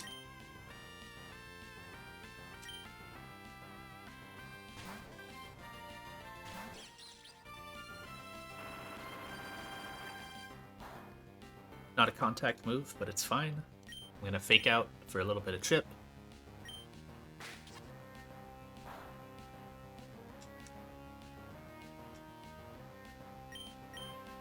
Now I'm baiting Earthquake or Flamethrower. You're at -1. Earthquake theoretically better, but if it's a crit, Earthquake is worse.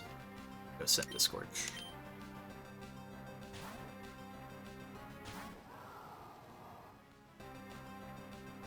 Good. And now, with all of that, Scorch with Charcoal, Flare Blitz, KOs. It's like the only mon that could do this, unless I did, I think, like, Electric Gem, Togedemaru. W, Scorch. This'll get Shaman. I'm high enough that this is always Air Slash, or also low enough. It can't be Aromatherapy, but that doesn't matter. This is always Air Slash KO. So, I cannot go straight to Gyarados. I go through Togue on Air Slash.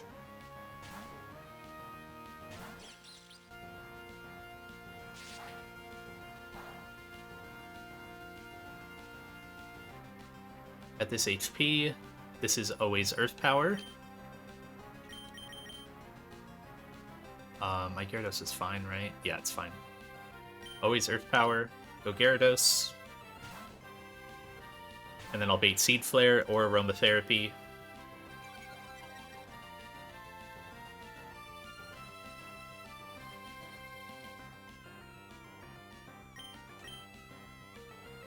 Get to B-Drill. I think B... Yeah, B could have just switched on Earth Power. That's fine. It could have done it, but it doesn't really matter. Takes a little less here. And now, it's just 2 Poison Jabs. It's GG. The only risk was really on, like, the Gyarados switch, I think. And maybe some weird, like, triple crit high rolls from... Staraptor at the very start. But even then, I think Citrus gets me out of there. I burned the attack scale to guarantee this. GG. Fuck you, Winona. I don't know that I win this fight without the B. I really don't. Like, this was like a Garchomp-esque and Toge-esque, like, box saver. Like, maybe I win, but I might need, like, 2 sacks, right? And then I'm down 2 more Pokemon, and then it scales from there. The same with, like, Toge early on. The same with Garchomp, right ahead of Flannery's gym. Literal fucking god encounter at the perfect time. And, like, yeah, it costs 3 scales, but it's so worth it.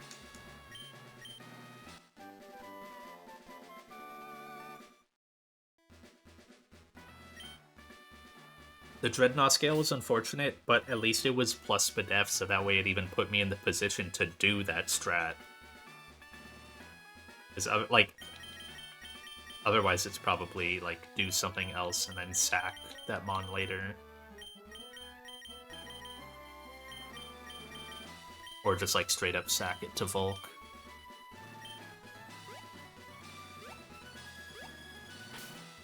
I guess I can screenshot my Winona team. I already took the items off, but that's fine.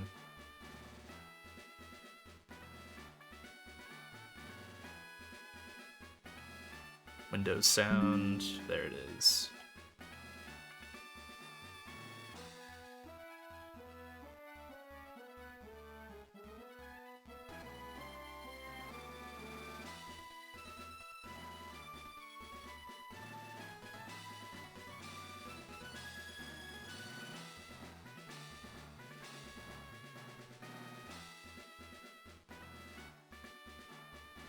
Timeout Comet 625.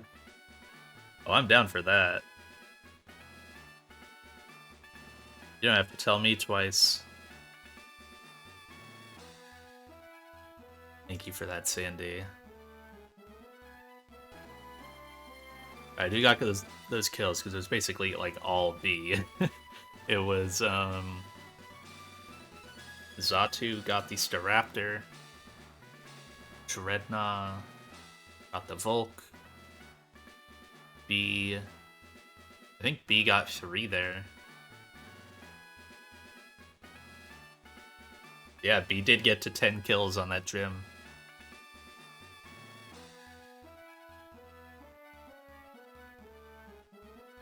Because then it was Centiskorch, and then... Centiskorch just hit 50 kills. Fuck yeah. And then, yeah, B got the last 2. That's crazy. Centiskorch hit 50.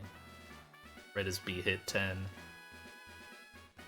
B has already passed so many Pokemon. It's already passed Basculegion, Barraskewda, Greninja, Amoonguss, who I've had forever. All in one gym. I mean, Garchomp did that in Flannery's gym, too.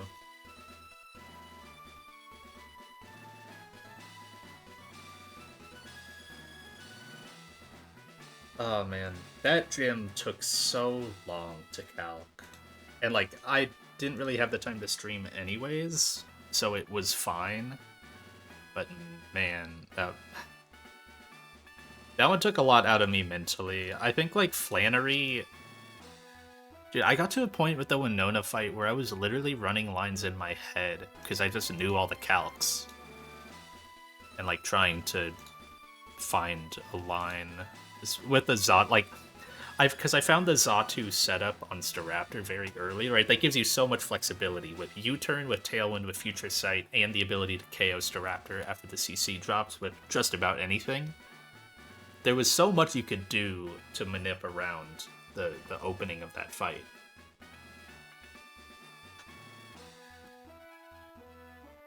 You could bait in almost anything that you wanted second and have them be hit by a Future Sight, except for like Altaria, I think was the only mon I could never bait second.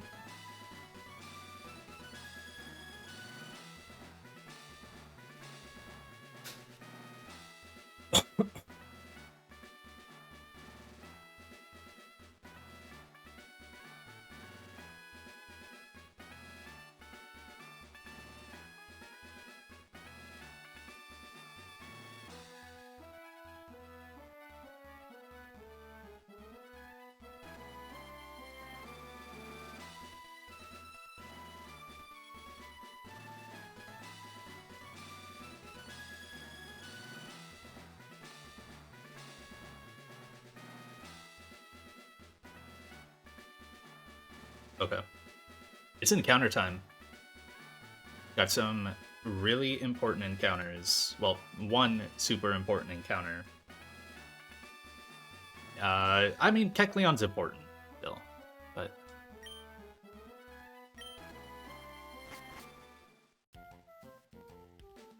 I don't really know what I do in the game from here. Do I have to like go talk to Steven on 120 to get the scope?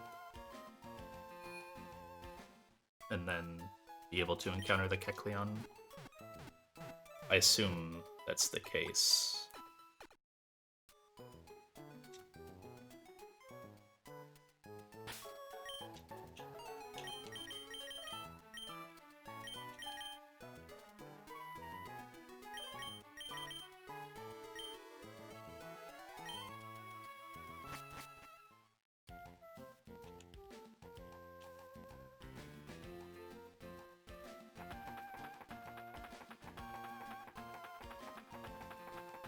I've also got like some berry tricks I can do.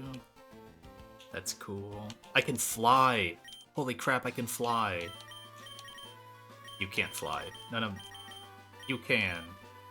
Yes! I can get around the map without it being the biggest pain in the world. I can get back to this tutor easily. I can buy more King's Rocks. I actually kind of need that. I calc some 120 fights, and I kind of need more King's Rocks. No. I already got my encounter on this route.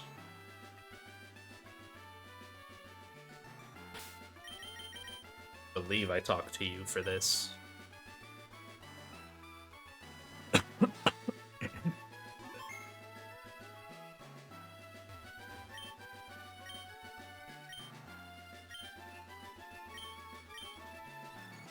Am I ready for battle? I mean, if it's just a Kecleon, yeah, I'm just gonna run from it.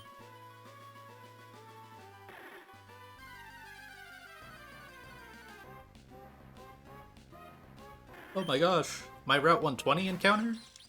I can't believe it. Oh. It's close to catching it, too. Your battle style is intriguing. Yeah, I'm sure it is.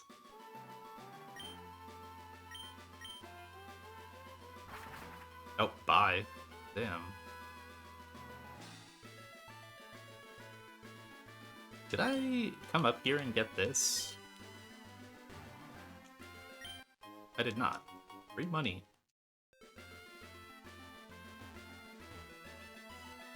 They're selling money for free. Alright, so... Kecleon. I wonder how... Actually, I need to be really secure about catching this mon in particular.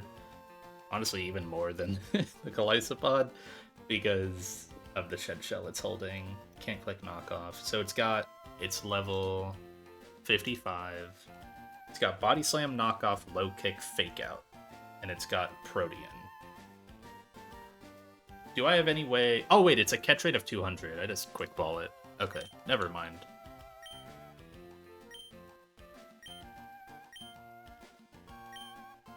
That's fine. Fortree City Encounter. I was meant to synchro this. I got too ahead of myself. That's okay. I was meant to synchronize this. Well, let's pretend that I failed the synchro.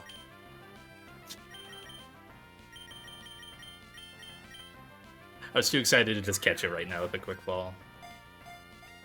I was supposed to lead Musharna and go for a sassy synchro on this Pokemon. Because plus SpDef minus speed would be a really good nature for it.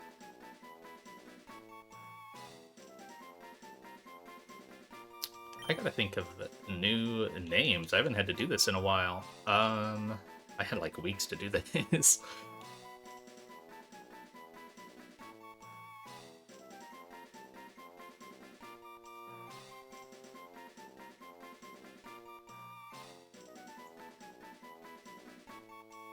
What do I want to name you?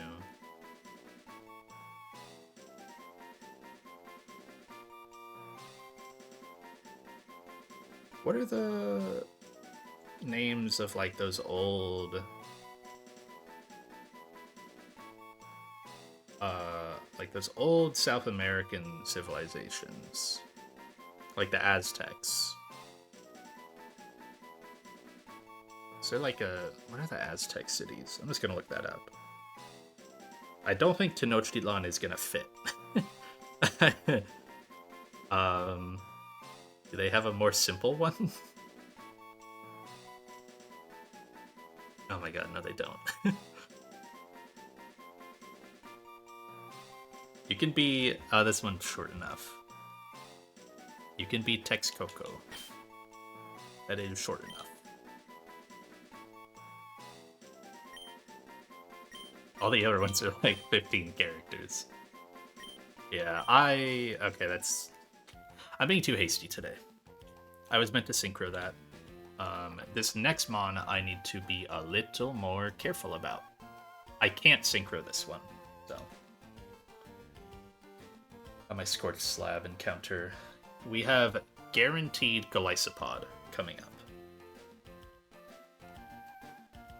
I don't believe you can synchro Golisopod because it's a fishing encounter, but I'm gonna try anyways. Like, in my brain, you can't do it, right? Because, like, static doesn't work on fishing encounters. But who knows? We're gonna try. I'll look at the Kecleon later.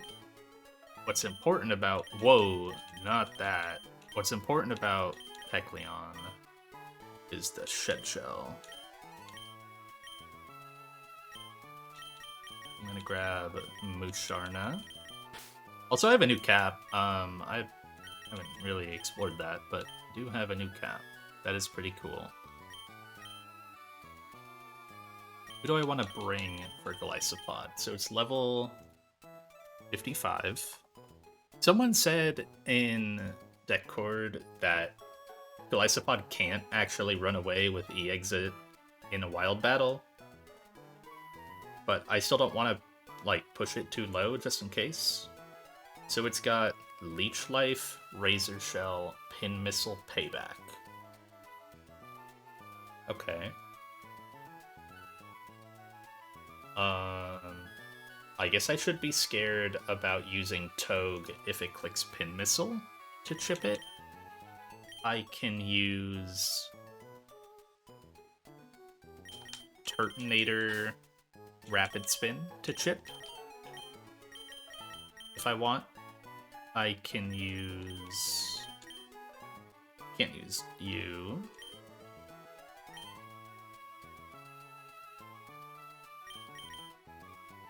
I also have to be careful with you with Rough Skin. Oh, I can use you, you're very chill.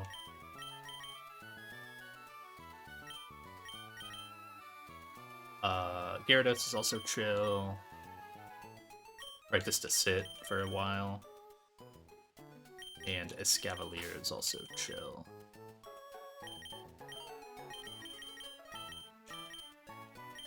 Okay.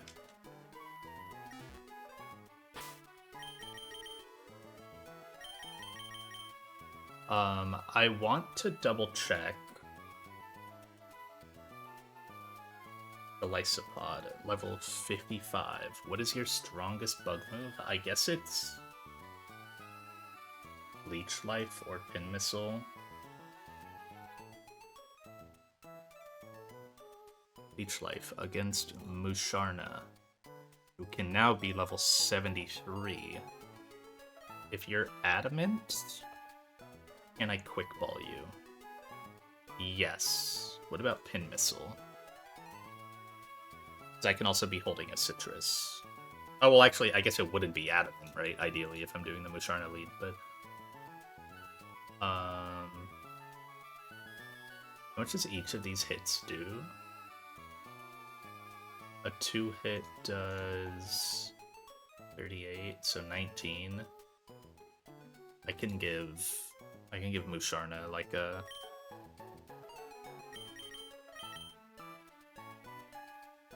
I can give Musharna a Pinch Berry here. Aguav is... minus Spadef, okay. Yeah, take an Aguav, just in case. And then I'll level up Musharna. Citrus. We're gonna speed this up. Citrus. I'll probably just end up like going to Corv eventually. Let's go ahead and just mute up. I'm speeding up too often. Feels really loud, but it's not. Okay, gonna level up some Mons just for now. Dark Void, I don't think I'm teaching you that. I'm sorry. It is funny, but alas. I'm just gonna push some of these guys to the current cap, or the old cap. This is even assuming that, you know, Synchro works. I should go ahead and get the berries over here. Let me swap my lead to something faster for this fight, so I can go get my berries.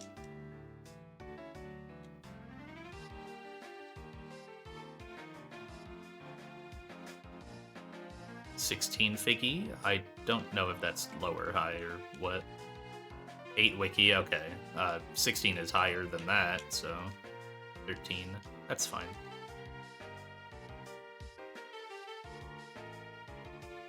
Change my lead back. Alright, big golly time.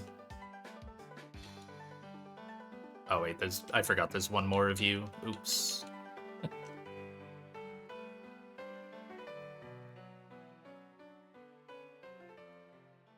Make sure my repel is on.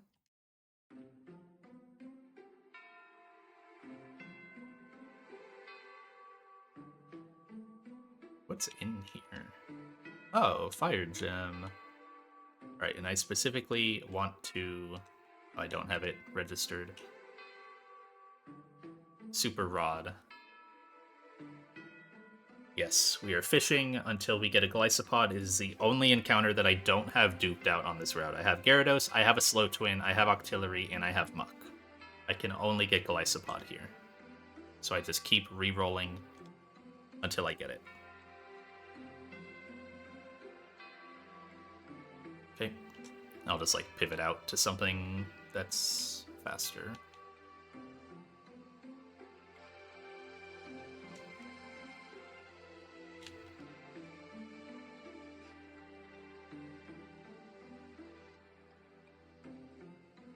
There he is. Okay.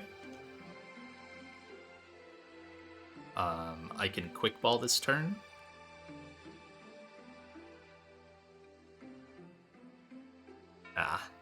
Leech Life, I live that. Good. Wonder if I can calc that roughly. So it seems a little fickle, but maybe I can softly calc that Leech Life. Did like 120. I mean, I could be low roll adamant. Hard to say. Okay, at this point, pivot out though. Go to you. Defense drop.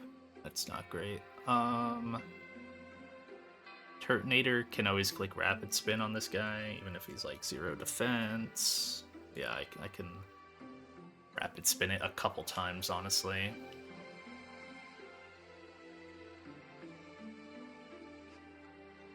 Oh, well. I guess tripping this guy. Whoa! I forgot I got defense dropped. Let's just go to... Let's go to you to end him, honestly. Probably should have done that first. Can I can Icy Wind. For sure. I can... Probably Icy Wind one more time. Well. Kinda pointless. Big crit.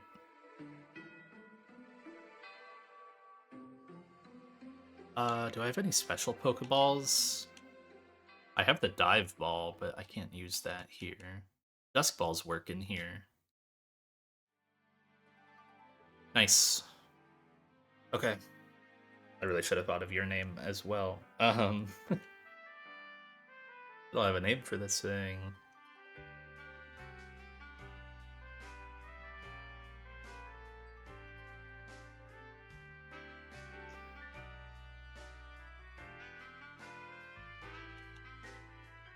You can be...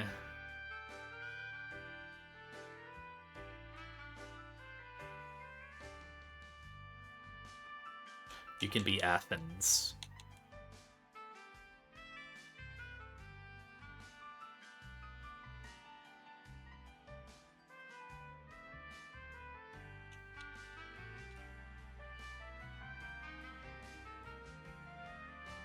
Alright, let's see what we got. I don't think the synchro works, but...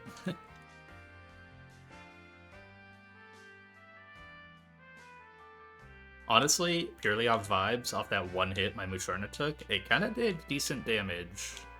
So I'm hoping the attack stat was high. I should take your item off. Extra Shed Shell from that guy is super important. We'll get a little warm-up in with you. Brave is really good, actually. What the fuck? Okay, unpunished for not taking the synchro? What the hell? Brave is so good.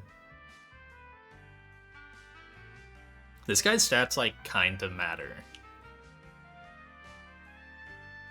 Wow! Holy crap! That's actually really good. I mean, this guy's, like, tech. He's very minor tech. But that makes him way more usable. That is crazy.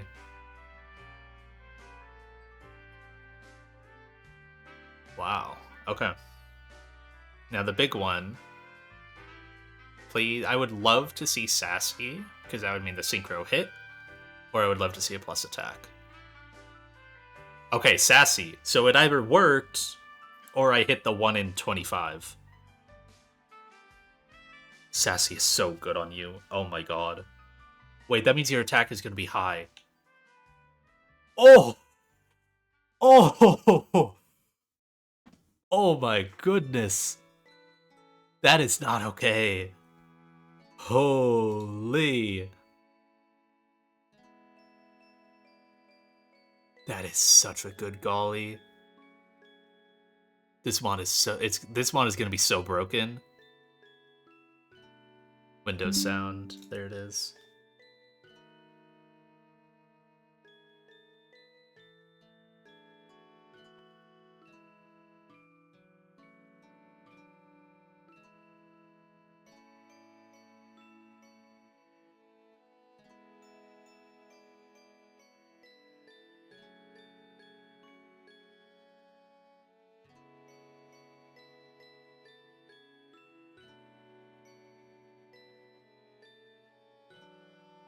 That golly is so not okay. That golly is so not okay. I'm on the run. Apparently. I mean, it keeps just getting more and more the run. That guy's so good. Get in my belly right now, bro. That is... Dude, that's an insane pickup.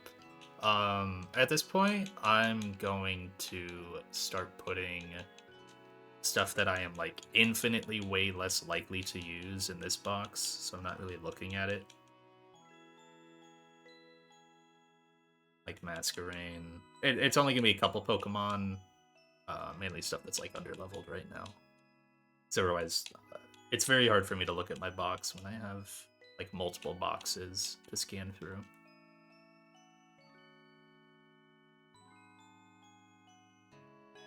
That's a little better. And then, like, my death box is fine.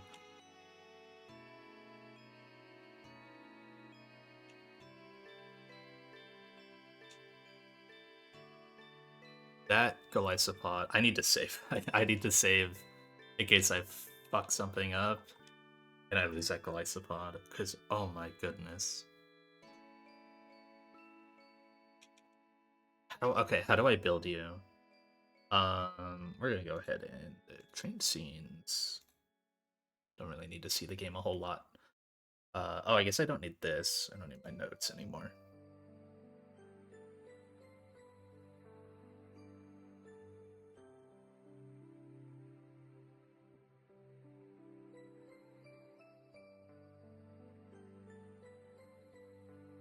Alright. That hit was so crazy. 22 attack Golisopod is not okay.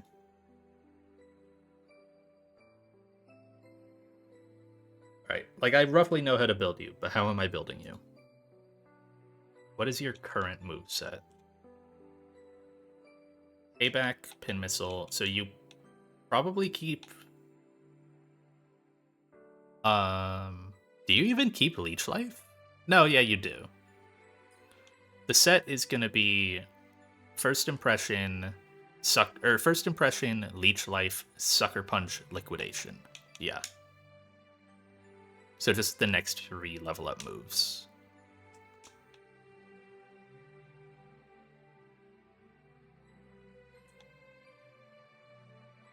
Don't need Pin Missile.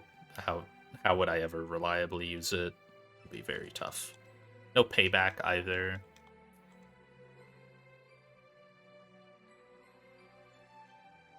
First Impression.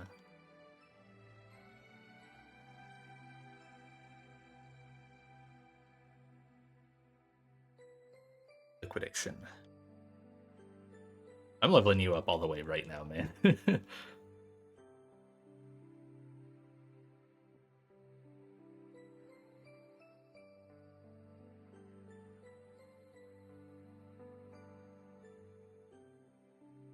I guess I need to alter my my overlay.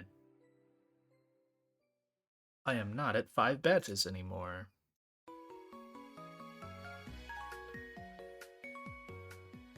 I also need to edit my title. Yeah.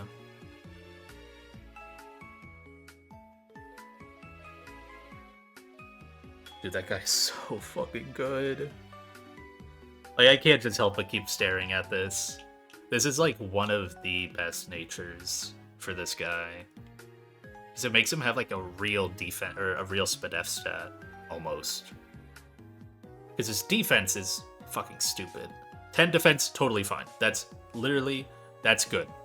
Its base is so high that 10 defense is good. Plus 17 on the SPDF side with these stats. I mean, that really plays like a plus 100, right?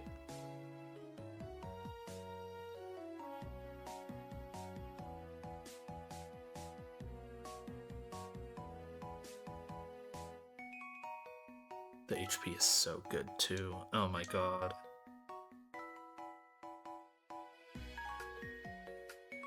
Okay. I have a little more that I can do today. I planned out... Oh, I guess I got... What TM did I get from Winona? Did she give me a Tailwind? No. What did Winona give? Wait, what?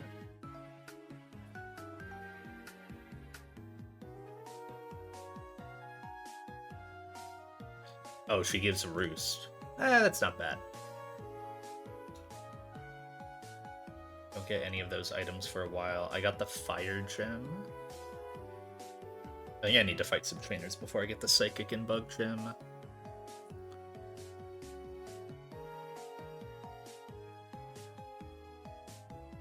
Oh, what were the berry rolls? I hit... Oh yeah, so it's 6 to 18. I high rolled one of them, and then I low rolled another, and then mostly high rolled on another.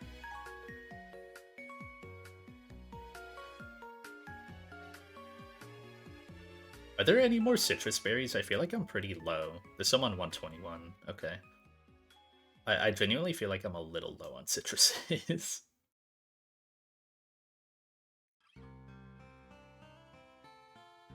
Okay, what is the Kecleon tech with my Brave Kecleon? Brave is so fucking stupid too. Dude, my encounter luck, like, it's been so wild. It's like my IVs have either been like literal bane of my existence shit. Like I rolled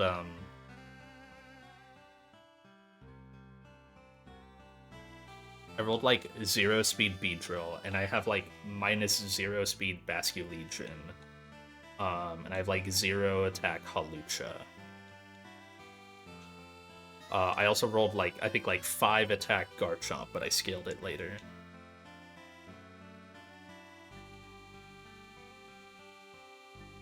I rolled also like, Conk speed usually doesn't matter, but it's been very important a couple times throughout the game. That made some fights very hard because Conk didn't outspeed something that was also very slow.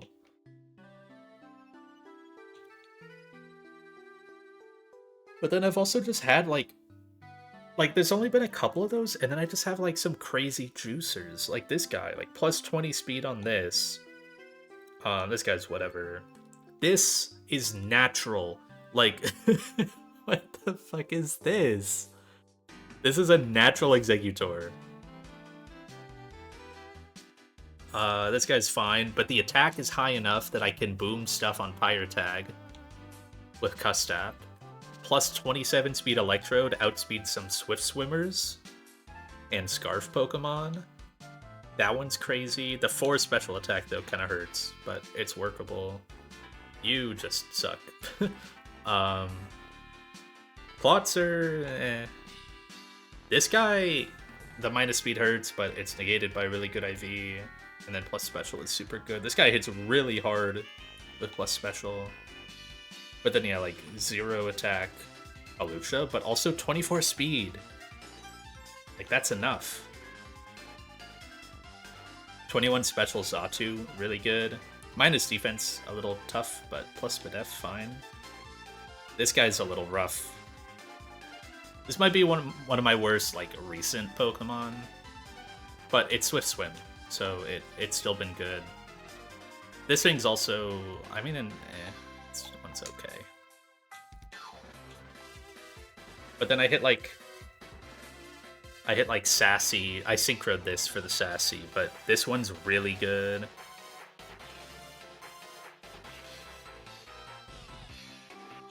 My Beedrill looks really good now.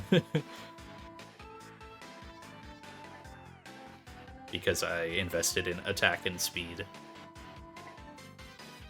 It looks really, really awesome now. I forget if any of these guys had, like, cracked IVs. My Skuntank was awful. Genuinely abysmal Pokemon. 0 attack Skuntank. Its suckers did nothing. This guy was jolly 25 speed, letting it outspeed stuff, like Cycling Road rival Blaziken after a speed boost. and then Oko it with Psychic Fangs in the terrain. Like, that's absurd. It's plus 25, and then still has good enough attack. This, it didn't really matter. I used it for one fight. Like, timid, whatever. It hit the 31 in attack, so it worked. My Young Mega is, like, okay. And then my Eldegoss is honestly pretty bad. You only care about its bulk. And maybe its special attack. And those are all pretty bad. It needs, like, a good bulk combo.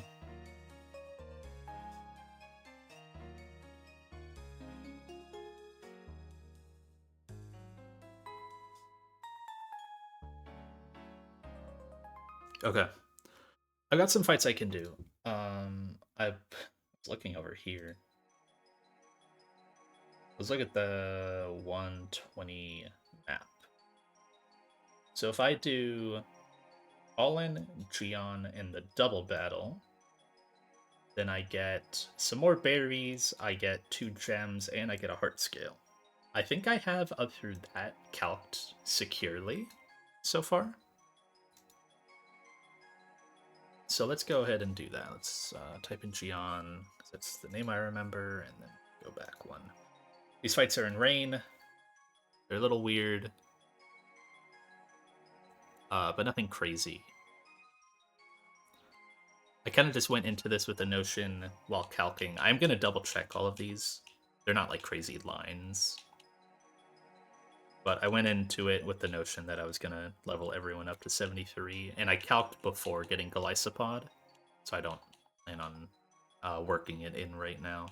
It's fine. A Dreadnought. And then I need a Greninja.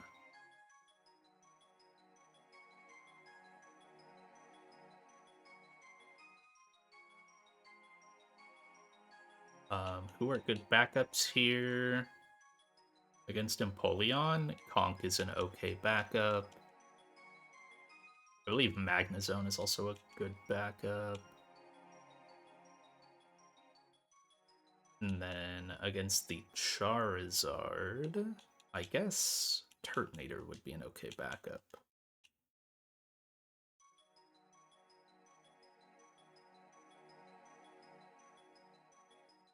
Oh man, okay.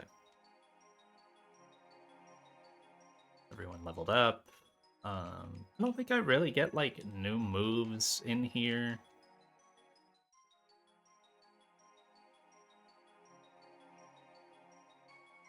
Oh, you get Draco. That's fun. Do I want Dragon Pulse or Flamethrower? I do want Draco.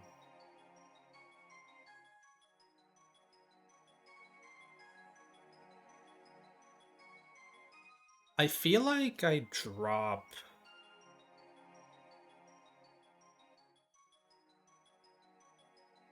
Flamethrower. Because... Flamethrower has the ability to thaw me, which is really nice. Overheat does not thaw.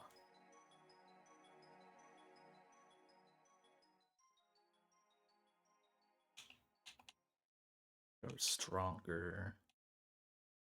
I drop Dragon Pulse, I guess. That's okay. Is it? Because I feel like if this thing... No, but like, how is this thing fighting dragon types? Right, this kind of just exists as a nuke. It can't, like, stay in for multiple turns on a dragon. I drop Dragon Pulse. That's okay.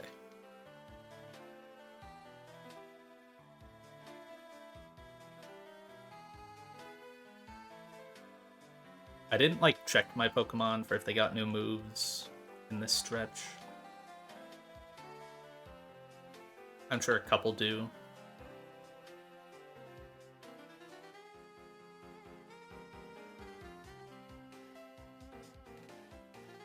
Okay. There's no pre-damage here. Oh, wait, So stupid. I do plan on using Magnezone here.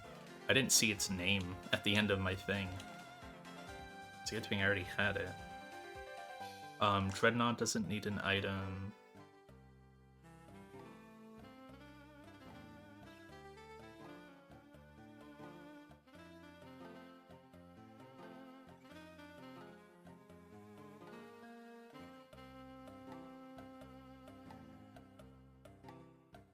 I don't think Dreadnought item matters.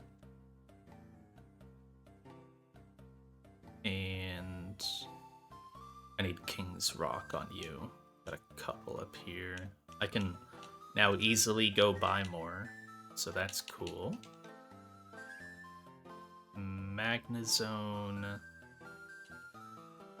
doesn't need an item.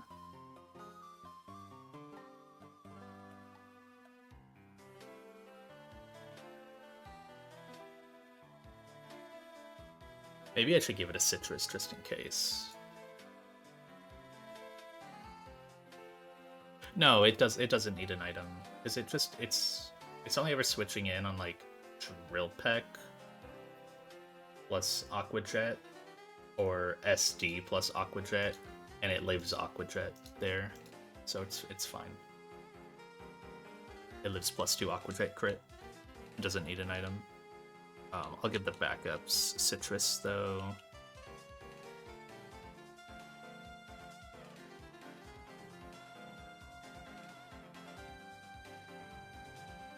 Now it's gonna start raining deeper on 120. You're the first trainer. Okay. Mystic Water. I should confirm this stuff just to make sure. At the new level caps too.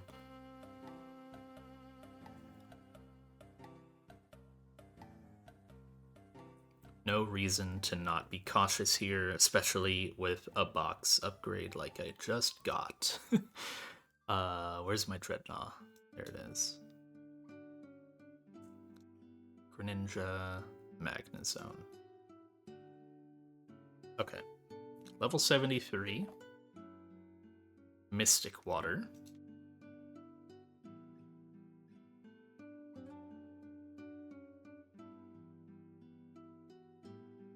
KOs the Aerodactyl and outspeeds it through Pass Show.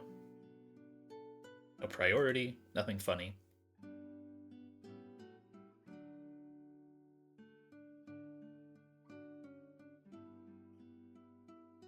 Then I don't want to pre-damage. It's likely to counter. I can take the Hurricane if it does it. Then I always get Weather Ball or counter afterwards. Greninja takes both. Lings. It doesn't have anything to block the flinch. And then Surf outspeed KOs. Then Empoleon's in. It can Drill Peck or Swords Dance. Either one is fine. Magnezone takes them both. And at level 73... it KOs with T-Bolt. Okay. I don't need an item on 2 of you. Yeah. There's the rain.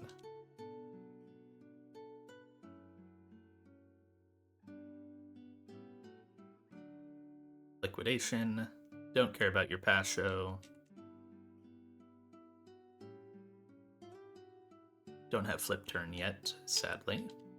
That's why I need the King's Rock here. There's counter. It's very likely to counter again here. It cannot counter anymore. Fling to break Sash. And Surf.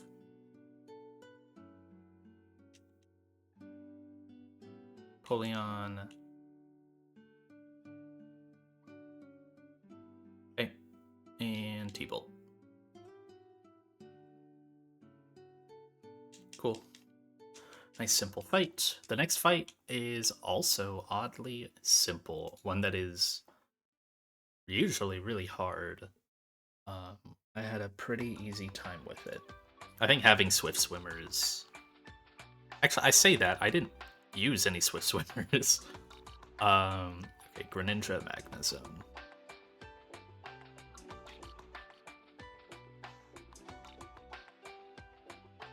Oh, I'm still on the wrong scene. Oops, that fight was tiny. I didn't think about that. That's okay. Fight was over in like 5 turns, so. Oh, I need to add new Pokemon.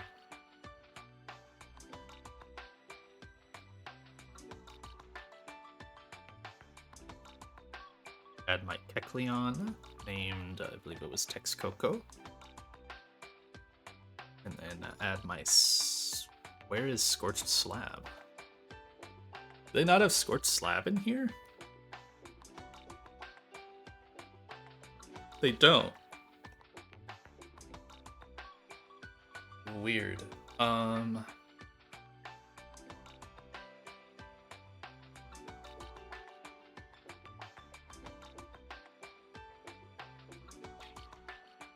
Yeah, they don't. There's just no Scorched Slab.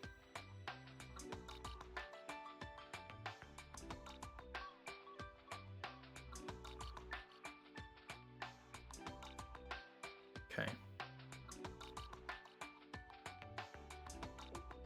It should be there now.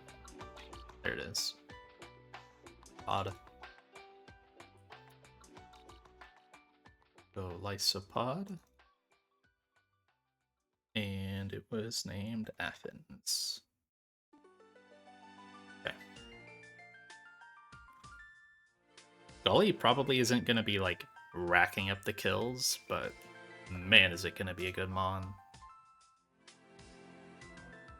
Oh, this fight... Okay, it's a good thing I fly. This next fight, I have a super cool strat. But I need to get out of here.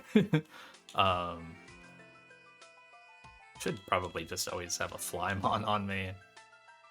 If it's a fight that I know is secure, so I can get out of here. Alright, I need... Any of my Mons here that can fly? Can Garchomp fly? Wait. I feel like it maybe can. No, it can't. Okay. None of these other guys can fly, so I'll just grab a couple. I'll grab the Muck. And Corv. I know that one can fly at least. Heal up. I need to fly back to Fallarbor Town. I can take the time to buy more King's Rocks. They're selling some stuff.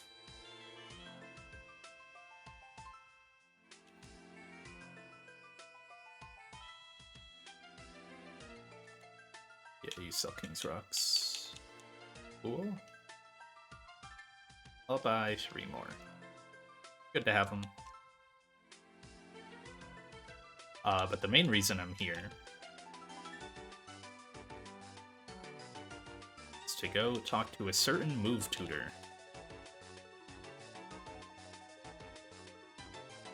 I believe it is you.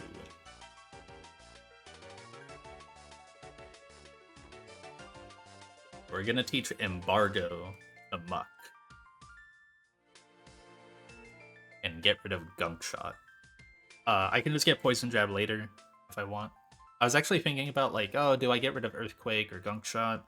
Gunk Shot is nice for, like, showing KOs or, like, showing ranges, but it's not something you ever really want to click.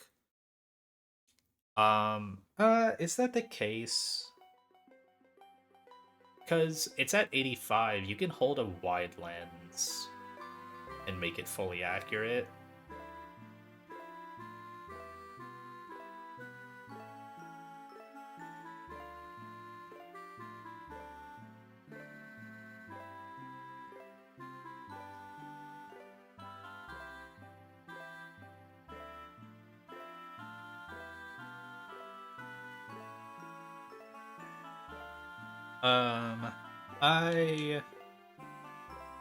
I'll get rid of Gunk Shot, because I can just get Poison Jab later. Knockoff plus Poison Jab should be good into a lot of stuff, if I need, like, that damage, so...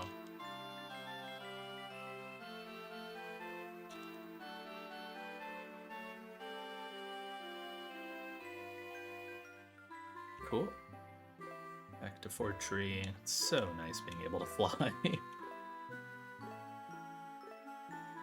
As long as you build the right team for it. So I need Galvantula, Muck, Torterra, Magnezone. I do need Garchomp. And I need Beedrill last. I'm gonna level all these guys up.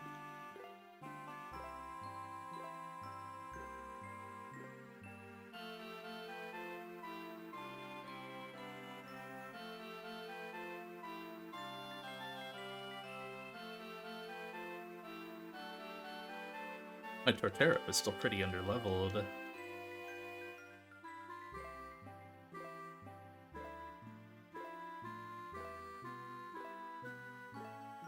Oh wait, I didn't think about this. I didn't advance the split when I did those last kill tracks.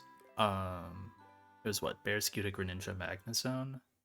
This is silly, but I'm just gonna change them back down and then put a 1 here.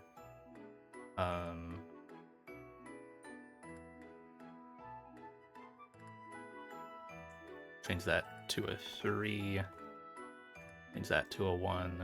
And then same with Bearscuda. The kill count is the same, but it's really only at 9 here and then 1. Yeah, advanced split. There we go.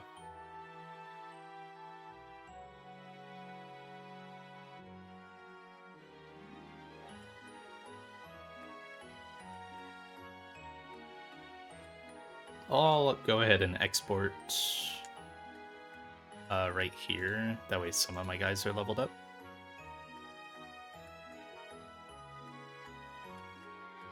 I've had some move set changes as well.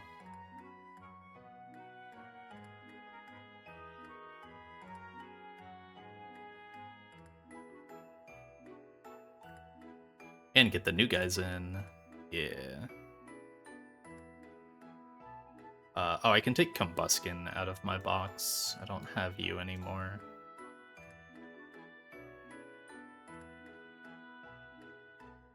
Okay, anyways. Galvantula, Muck with Embargo. Torterra. If Embargo doesn't work here, then there's some undocumented bug, and I'll just fucking... like closet, because I'm pretty sure I tried asking in the server and no one said anything about it, and it seems like I think people use it to ignore focus bans, so I think you can use it to ignore focus sash. Okay, where are my wise glasses? There. Muck needs a citrus. Torterra needs a muscle band. Should be down here, yeah.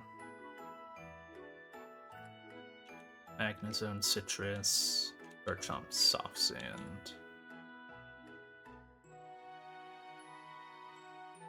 Yeah, my soft. Oh, wrong move. There we go. And then I need to pre-damage my Galvantula. It needs to drop down to 153.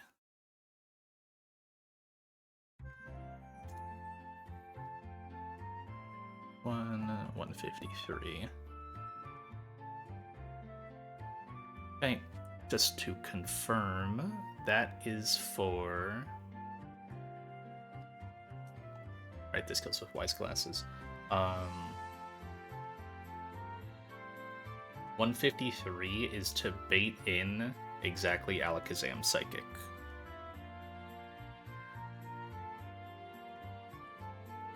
Yes. Okay. Got it. I don't think there's any other pre-damage.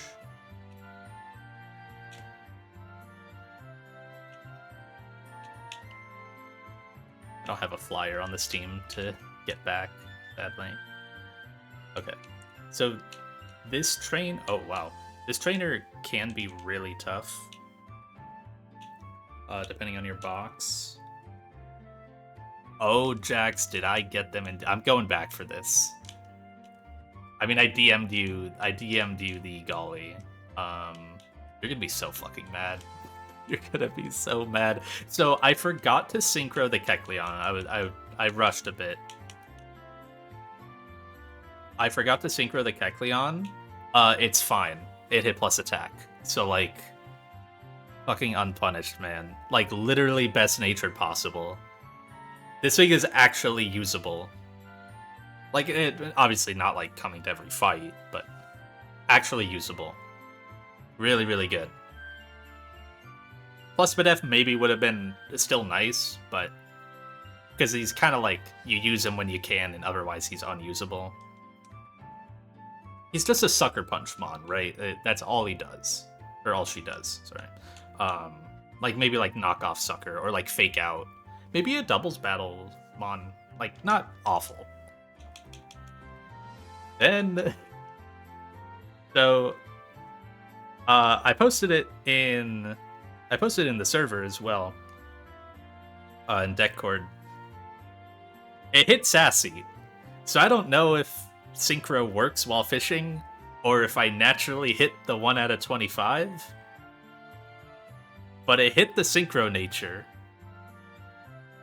I led Musharna, and then I hit 22 attack. I took the first hit from, because Musharna stayed in and quickballed.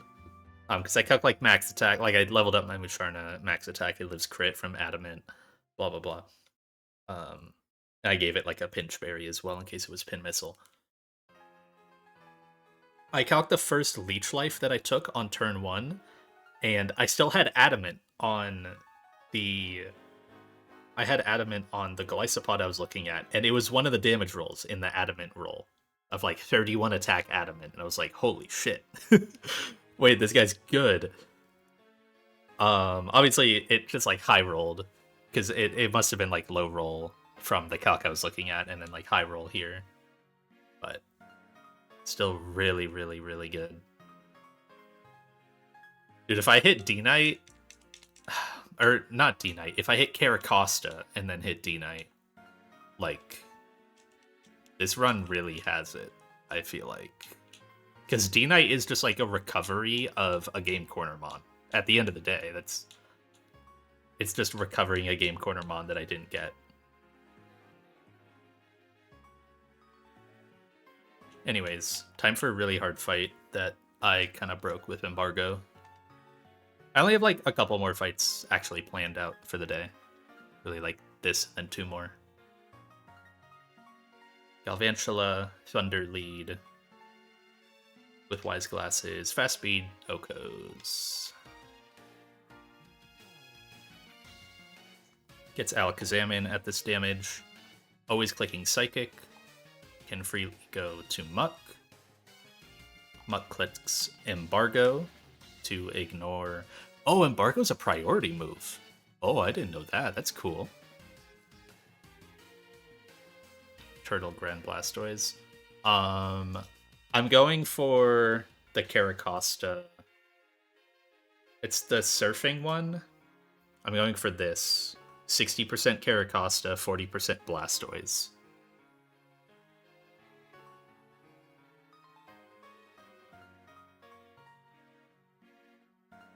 Oh, he clicked counter. Embargo's not prio. Oh, okay.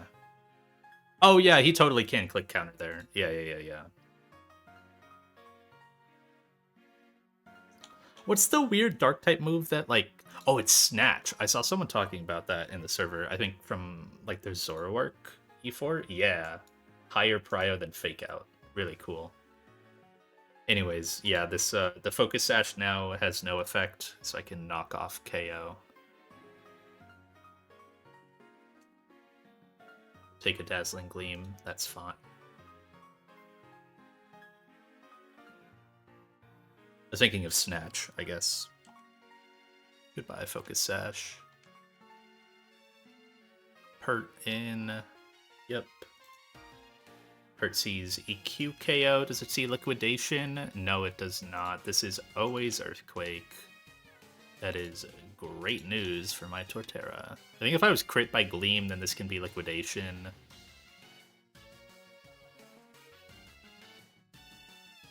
Is that the case? Actually, that would have been kind of not... Oh, no, I still live it, though. I still live liquidation and then Woodhammer recoil. So it would have been okay.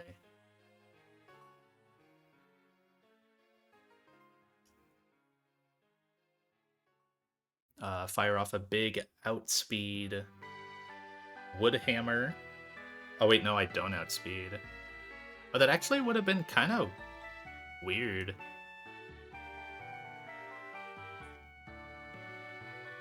Huh. Well, it didn't happen. There's rocks. Rindo Berry.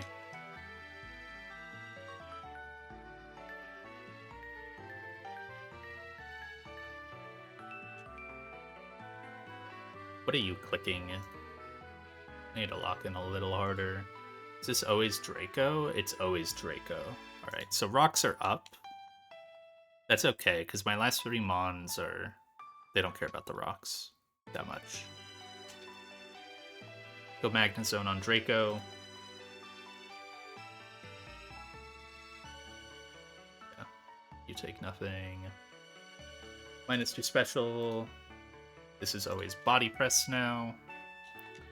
So I go Garchomp, who also doesn't really care about the rocks. Rough Skin. Lefties. Fast Earthquake.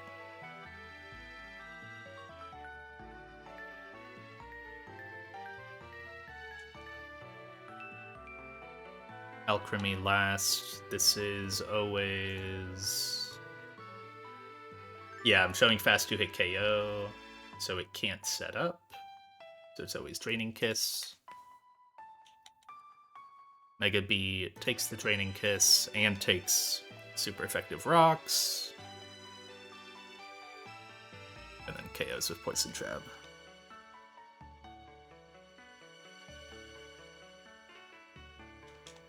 Nice. You know, this guy can be like a really hard random wall, especially if you don't have a good way to fight the Zam, but Embargo Muck kinda just destroys it.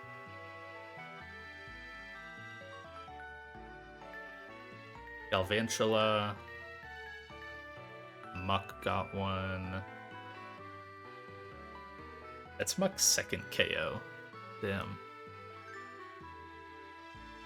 Torterra got the pert.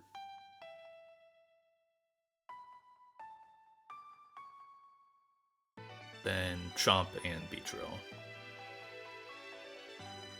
Chomp up to 20 kills. And Beedrill already at 11. Beedrill already passed Masquerain.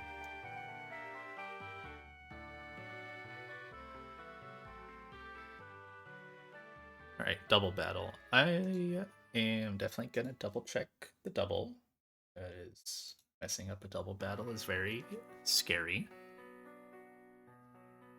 I have a fun team for this double, at least. We're leading with Executor. And it's actually gonna click moves. It's not bait. It's actually gonna click moves. Executor getting frags in a double battle. It's kind of weird. Slowbro.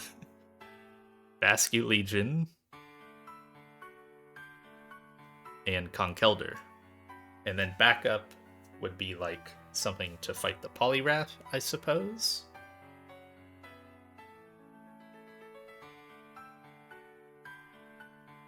Can be Torterra backup.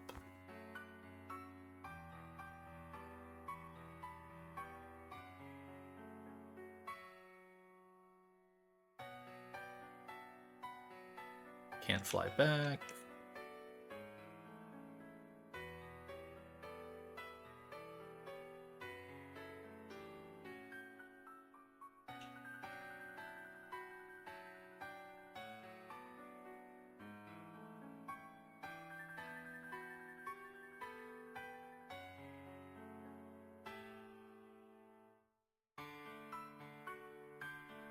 Togue, Slowbro. We go there. Bascu in the back. And Conk. End up finishing this fight with Bascu, Legion, Conk, just kind of doing things. It's very similar to my last double battle in the gym. It's actually an extremely similar setup.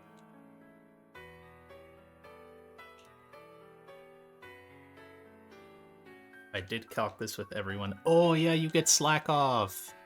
Oh, okay. Is Safeguard dying? I'm taking slack off, but it's like I kinda like Safeguard.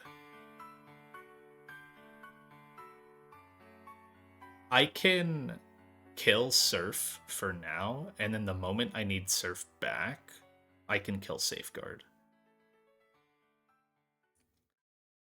I think I do that. Wait, do I need Surf here ever? I don't think so. I don't ever click a move with my Slowbro. It's kind of just there on the field. Safeguard seems cap.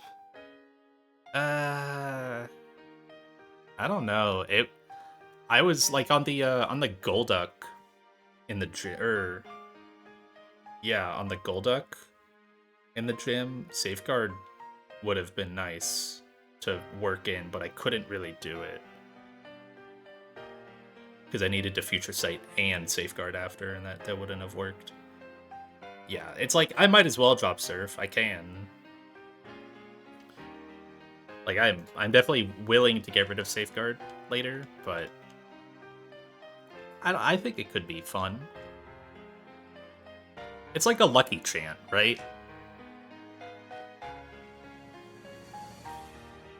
If you can fit it in and make it work, it can be really helpful with your routing. So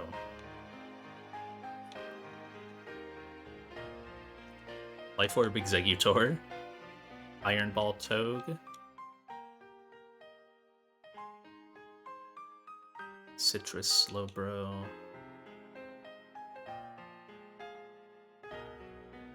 Muscle Band Legion. Oh, I put Muscle Band on. This can just be Black Belt. Oops. I wrote Muscle Band for 2 Pokemon back to back. This can be Black Belt. That's fine.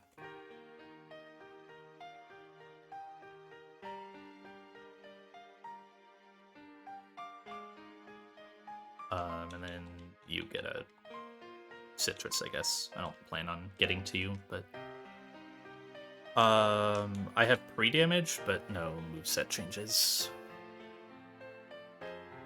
Scripting. Pre-damage. Slot 1 to 215.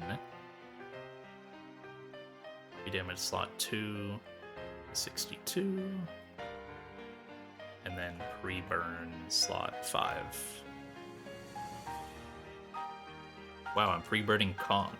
What a world. Okay. The Eggy pre-damage I remember is very specific.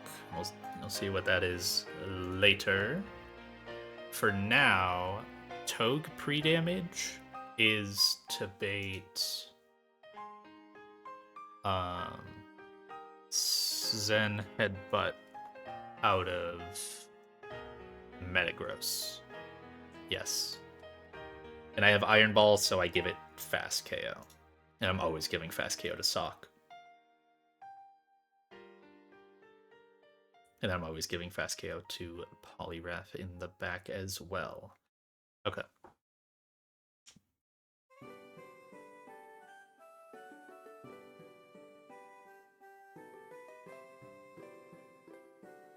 I should have put a Flymon in my party. Damn, I'm throwing. Okay, slot. Actually, the slot actually does kind of matter here. So if I get Slot Bug, obviously I want to see Metagross slot 1.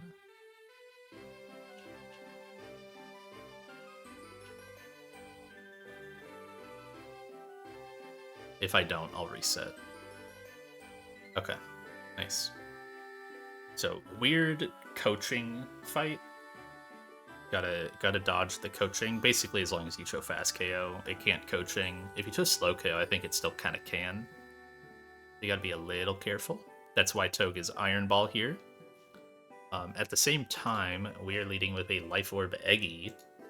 Eggy, at this HP, is not showing any kills to Sock. Oh, it's level 73. Yeah, not showing any kills to either Pokemon. But it does with Life Orb.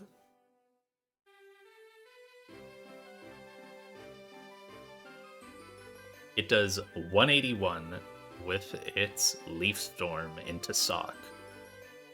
And the extra 25 damage that I need comes from Togedemaru, Spiky Shield Barbs. So, and we always get a contact move. So Leaf Storm into Sock, and then Spiky Shield.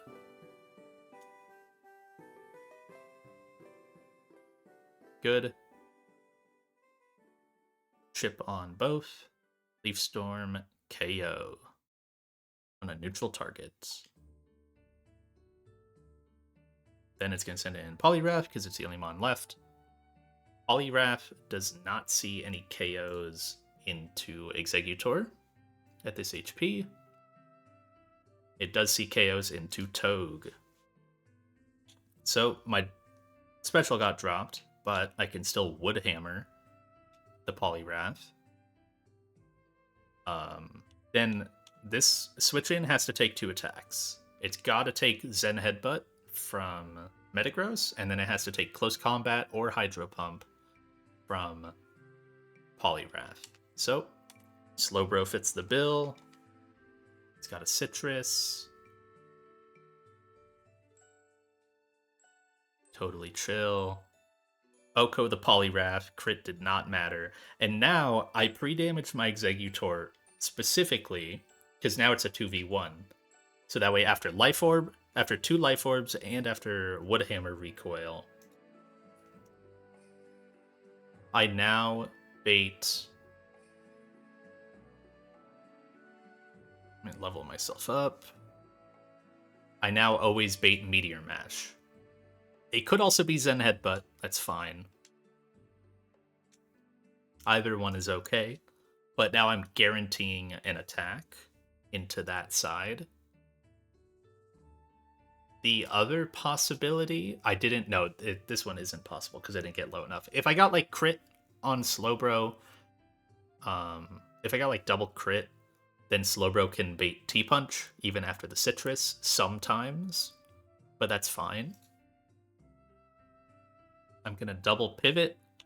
Basculegion takes either Zen Headbutt or Meteor Mash on the Eggy side. And then Slowbro, if it was baiting T-Punch, Conk can take it.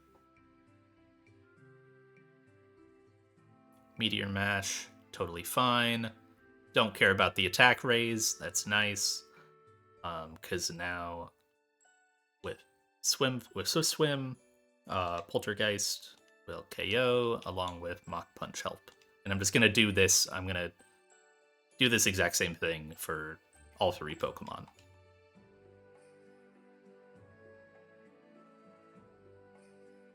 Zebstrika specifically comes in second. That's important. If Ursaring came in... Oh wait, no, actually it doesn't matter. I think with an old strat, I needed it to be Zebstrika first. But this just always wins. Order doesn't really matter. Liquidation, Mach Punch. Damn, almost got the kill. Almost stole the kill away from Bascu.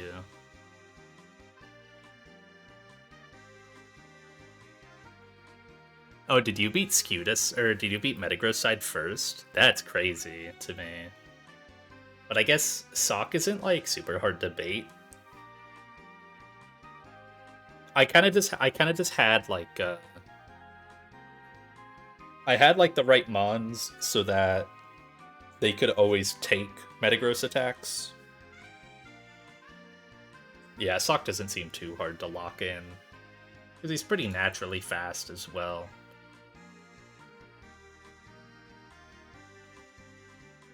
So that was 2 kills for Executor, giving it a good rank up. And then 3 kills for Basculegion, pushing it up to 10.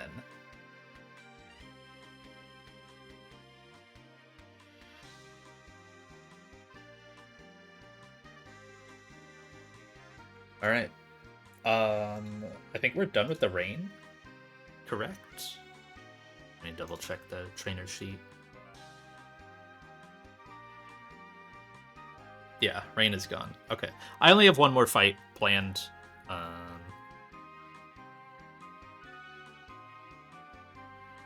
Guy who's on tea and really into fish. Call him Masculegion.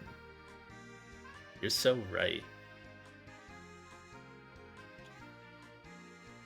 You just don't miss.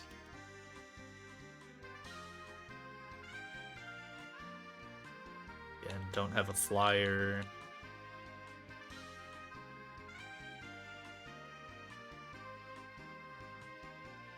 Could have brought a flyer as my 6-mon, but wanted to be safe and bring something that's actually useful.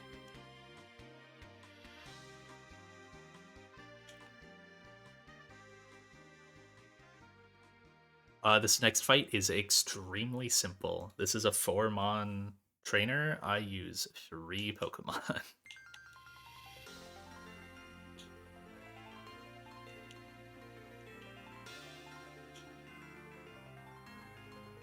Where?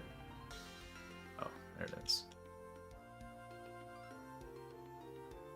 Greninja and Beedrill.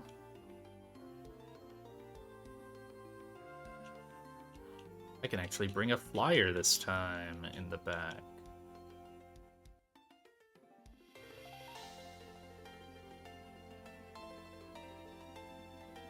Back up here is like Muck for sure. Basculegion's also good backup. Yeah. I'll level up my Xatu. Yeah. I was looking at the fight after this, but with the way it's set up, it's much better for me to be able to calculate. Like, because I knew I was gonna get Golisopod, it's much easier for me to calculate once I have my Golisopod, because I think that fight is infinitely better with Golly. Because it's got a Gothitelle, you have to be kind of careful around. It's got a Gothitelle, but you're likely to get the Pangoro with knockoff beforehand. The line that I cooked had that. So it's like you can't have your Shed Shellmon in on the Pangoro, because then your Shed Shell gets knocked off and you're fucked, and also you lose a super important item. Just in general. So. Would have been a little rough. So I'll just do this fight and then probably stop. Maybe look at some stuff in the future. I need a pre-damage. Let me confirm the Greninja stuff. So Greninja needs to go to 160 HP. That is, I believe, to specifically always bait Moonblast from Musharna. Yes. It's 2 HP above Miss Magius.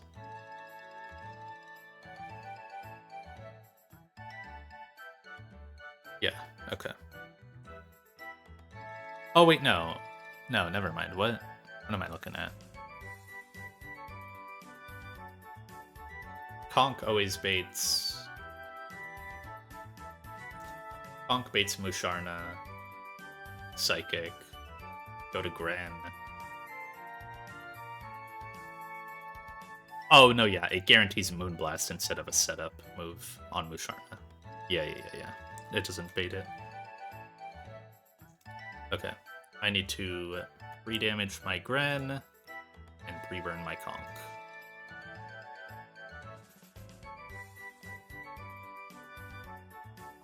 Two to 160.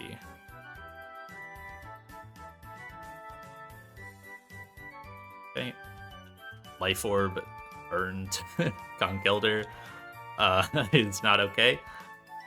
And then King's Rock on you. And then Beedrillite on you. It's leveled. I think I get some items after doing that double battle.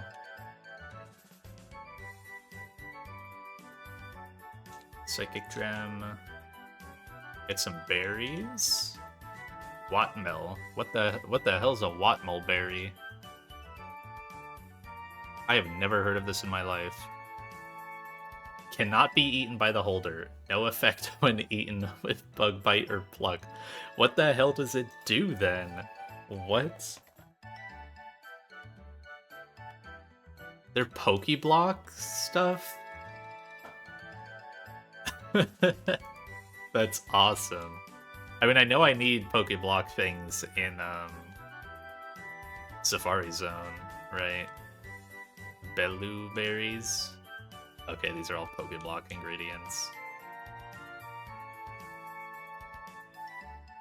Pomegg berry.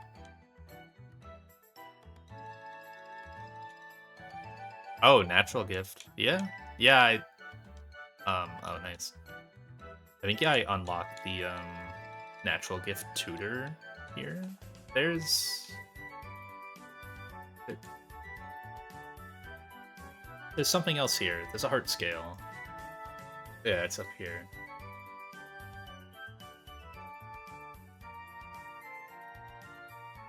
What?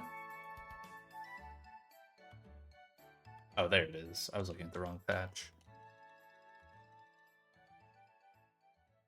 Okay, so I can jump down this.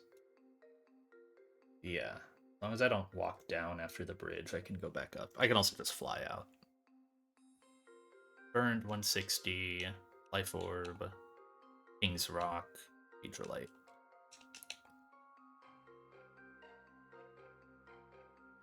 And the rain is gone. So, shout out Superpower Outspeed Okoing the Stunfisk. Neutral target, by the way.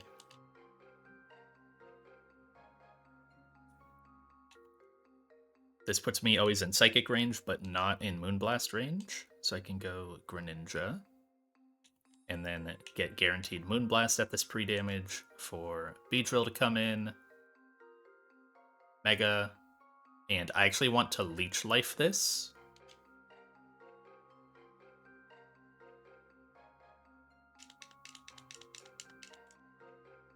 Leech Life gets me Miss Magius.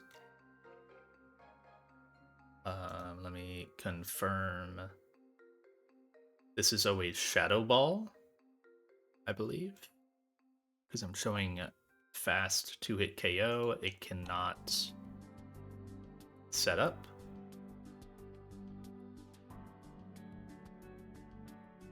Greninja lives a Shadow Ball crit.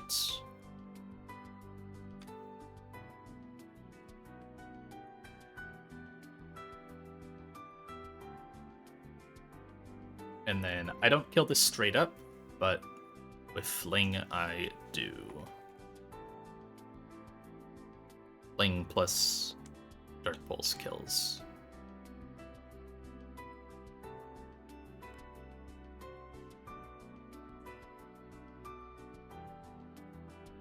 It's nice having a really strong stab fake out. And then on this, it can't counter, it can only Toxic or S-Toss. At this, it can't, S-Toss can't kill, but it can still click it. I just go back to Conk. It's got counter, but with, pretty sure I can Mach Punch it. Yeah, I can Mach Punch the Chansey and KO it. Awesome. I don't have to worry about taking an S-Toss. Oops.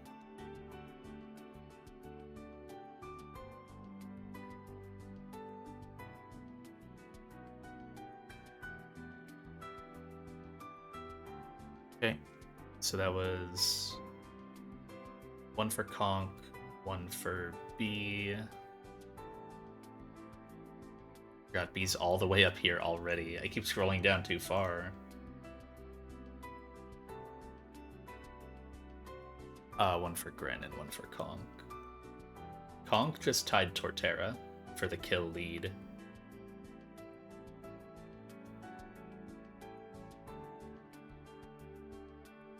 Pretty silly.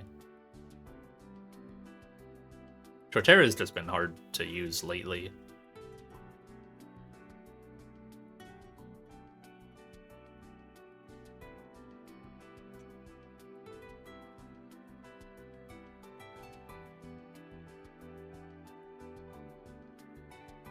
Alright, that is all I had calc today. I started looking at Ranger Jenna. Actually, I have a really good opener on Ranger Jenna, but then the Pangoro Gothitelle gets a little weird, so I wanted to wait till I got Golisopod for that. And now I have Golisopod. I can go ahead and take a gander at that. Good night. Yeah, actually, I don't know if I want to do that. Good night, LM Jax.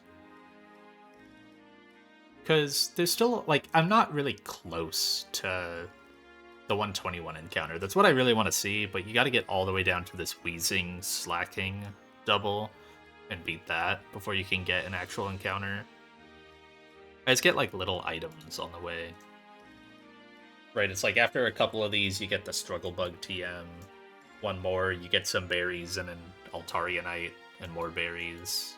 But, like, nothing notable. And then, like, 3 more fights, and then you finally get an encounter. So what I'll probably do, now that I have Golisopod... oh, especially with this Arena Trap Doug, too, is... go ahead and slowly calc the rest of 120 out.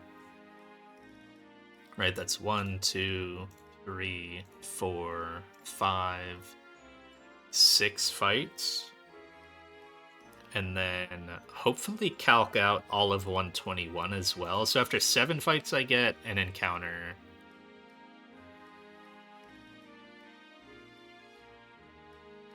And then it's like, you don't want to do Safari Zone yet, I think. There's something like that. Like, you want to wait till you can get to Lily Cove to make the Pokeblocks? Or you just can't? Do they block it?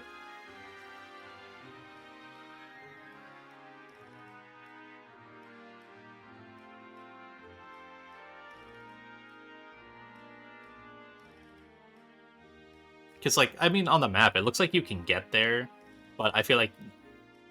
I think I saw someone say, like, you can't get the Pokeblocks till you get to Lily Cove and maybe beat Rival. I don't know about that, but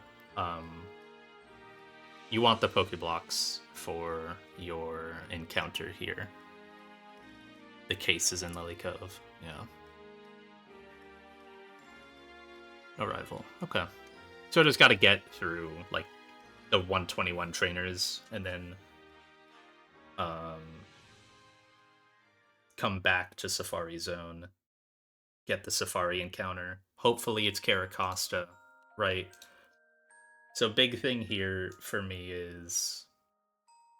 my 121, I have no dupes. I kind of just want something. I think just about anything would be fine. The problem is, a lot of these bonds actually kind of rough at the level they're already at. Like, Mienshao is pretty bad at level 56 when you get it at that level. It's missing a lot of tools.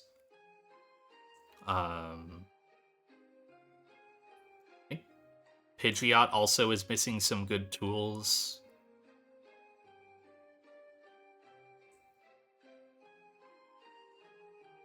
Yeah, a lot of them. Like Curlia, I remember looking at it. It's like it's really bad at this point. Oh, Lopunny. No, Lopunny was the one where it's like theoretically, like oh, Lopunny seems really cool, dude. If I get Lopunny at level 56, it's missing like every single move it wants. At 56, its moveset is Double Edge, Copycat, Fake Out, Charm. It's missing Return, and it's missing Quick Attack. Like, it's just a bad Pokemon without those moves. It is. You have to run Double Edge, Fake Out, Strength, I guess, and like Rock Smash. Oh, Facade. Yeah, I guess Facade. But like, if you're doing Facade, then you can only do it. You can only do it like outside of gyms, right? Because Flame Orb doesn't ignore the attack drop. U-turn scale, I can see that. That seems solid. Shoutouts Foresight. I love that you can scale Foresight on this mon. It's so stupid. Oh, Flame Orb, but yeah, I forgot about the Mega. Yeah. Well, doesn't the burn... I thought the burn, like it boosts Facade base power, but it also lowers your attack. Or does Facade ignore that?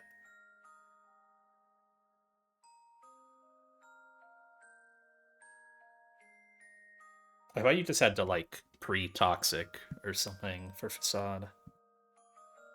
Guess that's nice.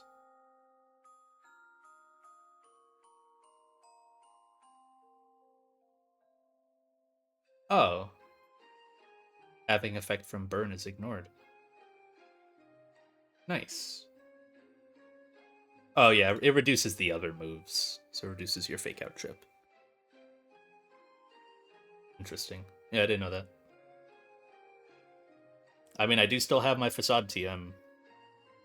But yeah, I think also, like, Curlia is really rough. Because then, like, you go to evolve it. Curlia at 56. It's not, like, bad. Moonblast Psychic, Dream Eater, Hypnosis. It's not great, though. You're missing Future Sight, which would be really nice. I guess you're not missing a whole lot. But yeah, you're missing Draining Kiss. And like... Oh, another one I think I remember looking is like if you hit Alakazam or Kadabra. Yeah, it's Kadabra. 56 Kadabra misses out on it misses out on Recover. I don't know that you really care about that. That one's fine.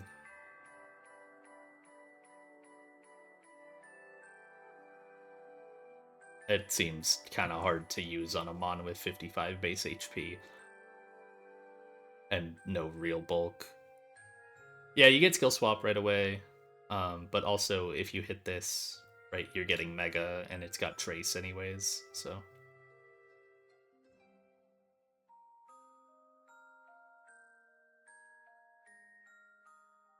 Yeah, it's very late. Oh, it's after... Wait, it's after Victory Road? Oh, I thought it was earlier than that. I guess this 175, 150, maybe a little absurd. I know I do get, I know, big upgrade to look forward to. You get Mega Chomp in Safari Zone. So I get this on a 31 attack stat. That's pretty damn good. That's really, really good. That, yeah, it's gonna hit 376 attack. At my current cap, I think it's the hardest hitter.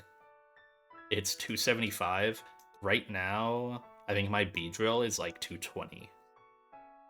So, like, Mega B is 220. Obviously, it gets even slower, and I've got like a -6 speed Garchomp, so it's tough. My speed stat is really lacking on a mon this potent, but it's also that bulky, like, it's crazy. As it loses rough skin, but eh. Yeah, it's already outspeeding a fair bit of what it needs to. I guess, like, it's fast enough for a ground type. It's not really fast enough for a dragon type. It's only really outspeeding, like, Executor and Drampa.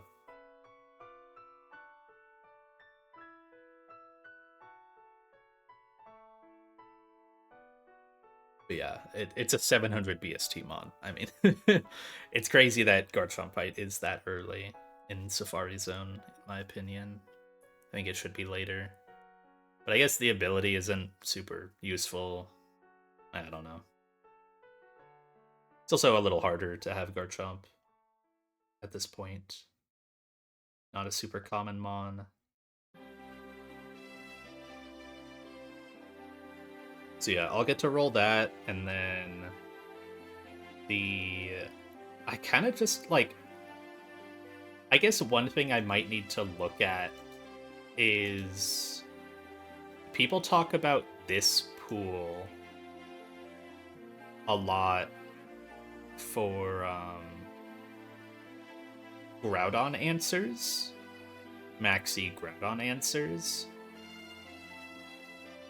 but I'm pretty sure I have Groudon answers with Grass Gem, of course.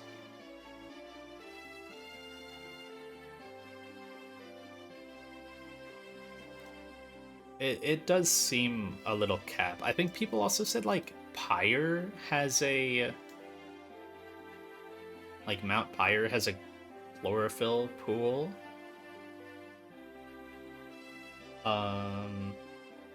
Or Magma Hideout? Oh, yeah, Magma Hideout. This pool. Yeah, that's the chlorophyll pool. It's possible I roll that, but I guess that's a little down the line. It doesn't affect what I'm gonna do in Safari Zone. Yeah, maybe I roll that. Like, my grass types are all really slow.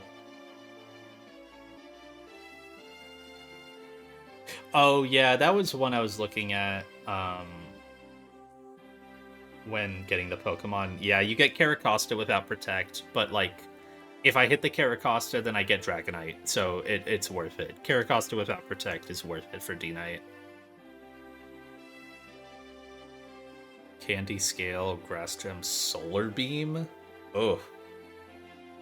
That is rather expensive. Can Executor... I mean, Executor obviously doesn't have Chlorophyll, but...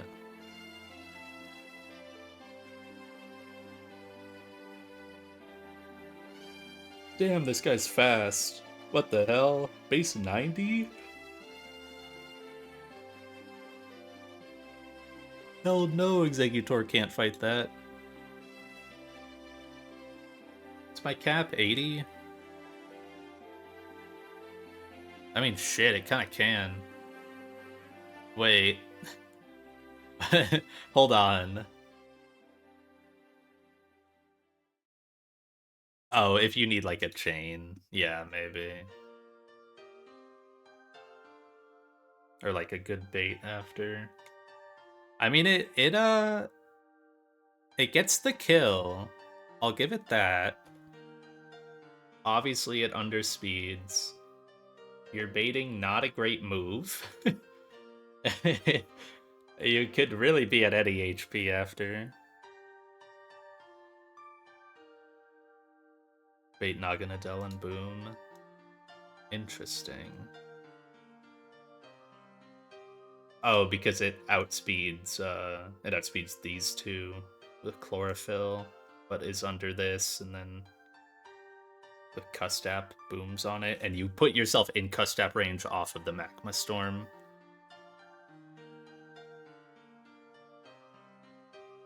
Yeah. Is this this is just Magma Storm, right? It's not like Magma Storm and Tailwind. It's just Magma and Sun because of Groudon.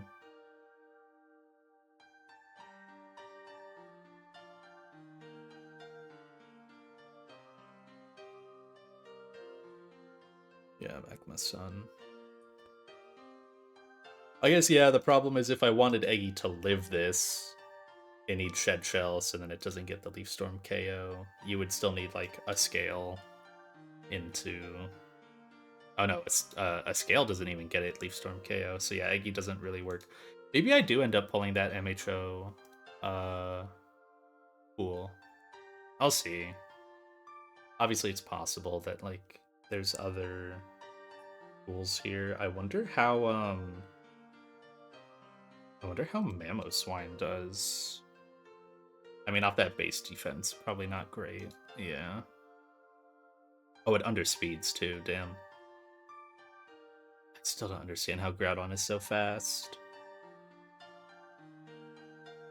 So, yeah, I guess, like, the only ways to hit this Groudon are ice, grass moves, right?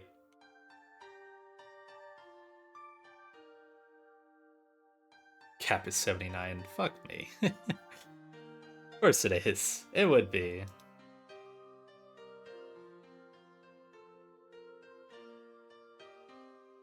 Hey, Torterra lives Heat Crash and doesn't kill. That's good.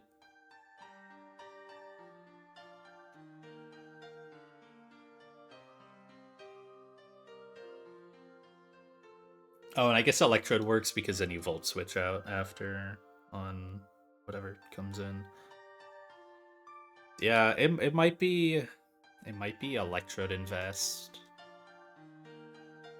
That is a lot though. And I would have to start planning to save my candy. Oh, it just dies? Oh, awkward random move. Yeah.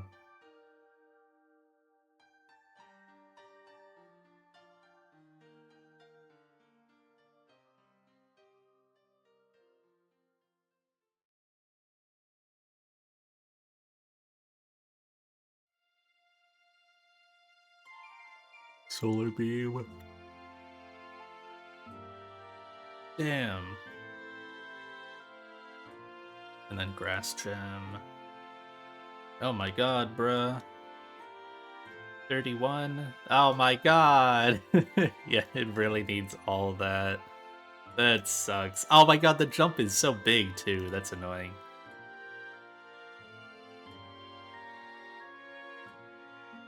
MHO makes you ready to sack 8. Yeah, no. Yeah, because I'll see people, like, I'll watch like an E4, and I'm like, they have their death count there, and I'm like, oh, I'm at like 7 deaths right now. I'm feeling pretty good, and then I'll see people by like E4, and they'll have like 54 deaths, and I'm like, dude, how the fuck does the game get to that point? And then it's just stretches like this with Magma Hideout, Magma Storm everywhere, no way to switch out like most of your Pokemon. It makes it so brutal. Like, you just gotta get rid of guys.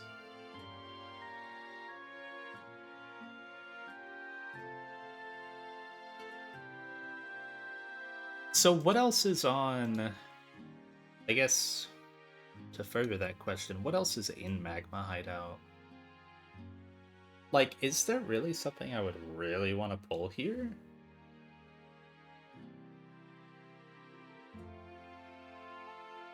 Making box 1 your spin, ghost, and flip mons. That's everyone that can get out. Yeah. Because I might just end up pulling this pool. Just straight up. I guess this one has really good Hydreigon and Shelgon, Volcarona, Ursaluna. That's pretty cool. I could just, like, harvest here to dodge. I wouldn't even mind the other Mons, though. That would be so weird to, like, harvest to dodge Volcarona Arcanine.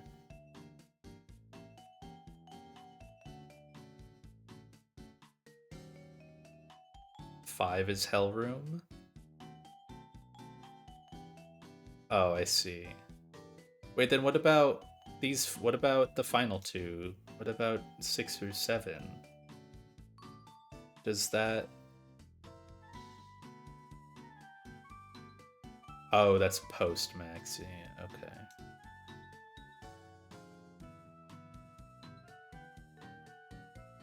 Okay. This pool... I mean, it starts with a 25% Grand Bull. I don't know how much I want to pull that. But maybe, honestly. Like, at the end of the day, Grand Bull's a fairy type. And I don't have one of those. Ursaring Ursaluna, really, really good. Salazzle, really solid. You gotta scale for Encore, though. Wheezing can become Wheezing Galar. Really, really good. And then Shiftry Victory Bell would both solve my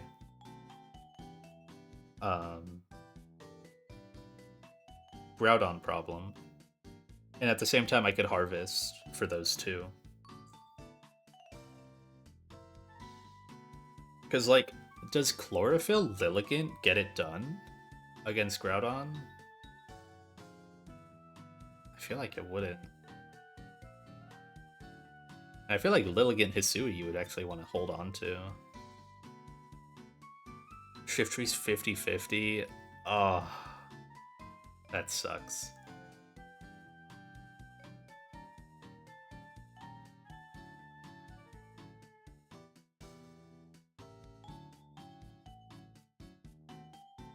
That's really rough.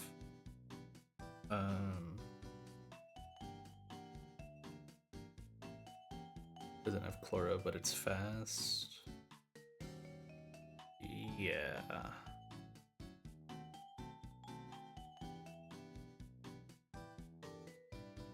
Also, shoutouts my Aqua hideout not being. I just don't have any encounters there. I didn't really realize that Aqua hideout has nothing except for Electrode. But like this mon's been so important, I don't feel bad about that.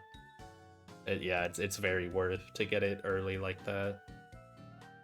Like the other electrics in New Mauville just aren't. They don't feel as good.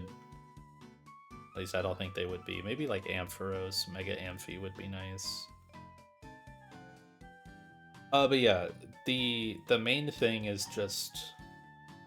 So I guess these seem like cap as Groudon answers because they don't have Chlorophyll. None of them do. They probably can't do it, and most of them probably don't even outspeed at a base 90 Groudon. Only Snivy might. Everyone else probably doesn't. When's can Vivillon beat Groudon? Can Vivillon just powder on Groudon? I mean, it surely beats like Stone Edge as well, right? Like, it surely beats Stone Edge and Heat Crash. So, but hey, it would be really funny. What if you were? No, I was gonna say, what if you were like Shardy Berry? But there's no way Shardy Berry would block that. Also, can't Precipice Blades hit? Can't that hit flying Pokemon? Or is that Thousand Arrows? Oh, that's Thousand Arrows. Thousand Arrows like grounds you, right?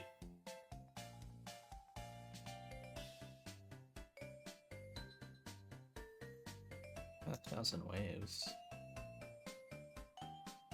Oh, interesting. Trapping move.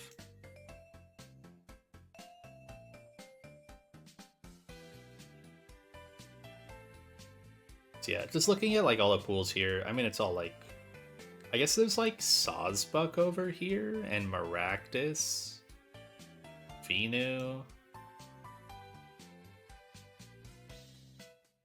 but like you gotta be really out of grass types. Sawsbuck is just not good at this point in the game at all. Neither is Maractus.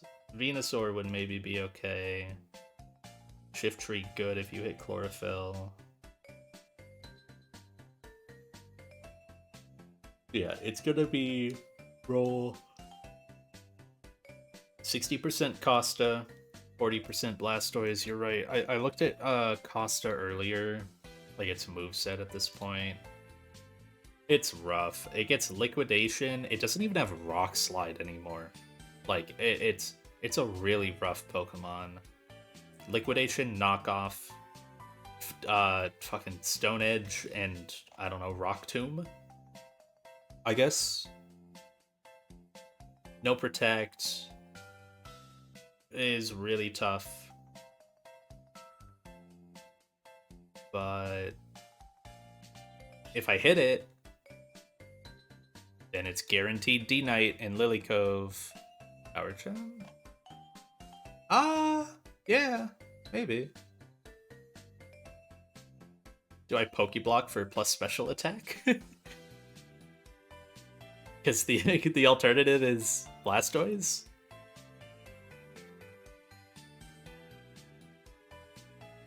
I don't think I would mind Mega Blastoise. It's basically just better Clawitzer, and Clawitzer at this point is pretty bad. It was very good early game. Clawitzer now is just not that good. Which is unfortunate, because I like it. It's too slow, doesn't have any bulk. The only difference is Clawitzer gets the pulse moves, whereas Blastoise you have to scale or TM them. Oh.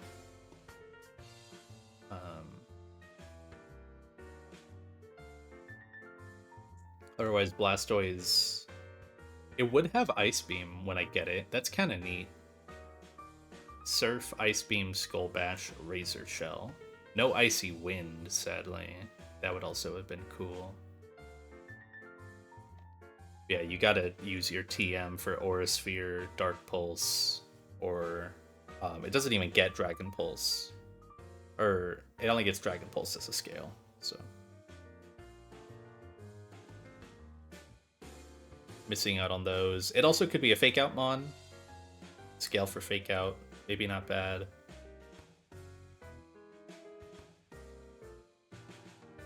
It does... I guess it's kind of odd that I only just, as of Kecleon, got my second Fake Out Pokemon. Seems a little odd to me. I've really just been writing Togue this entire time. I don't know that anyone else I've gotten can even get it, like through a scale. I'm pretty sure no one can. Yeah, literally, Togue was the only Pokemon I've gotten so far that gets me Fake Out. I like it learned it. That was cool. I learned it naturally, at least. And Kecleon just has it already, so I've not spent any scales on him. That's good.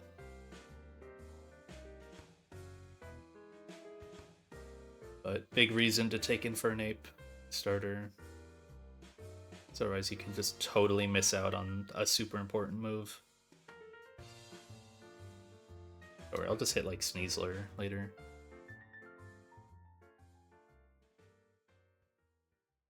Yeah, the rest of the Safari Zone stuff is like kind of bleh. Roll for this, hit Caracosta, get D-Knight, hit Blastoise. So I was kind of thinking about that. If I hit 40% Blastoise, what do I do then? Because rolling for Caracosta, like rolling between this pool, the 75-25, it's like kind of not worth it, in my opinion.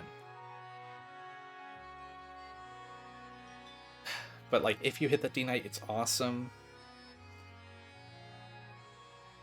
Because otherwise, and like the fishing pool is the same, with some even worse downside of like Electros, and Lanterns may be okay, I don't know.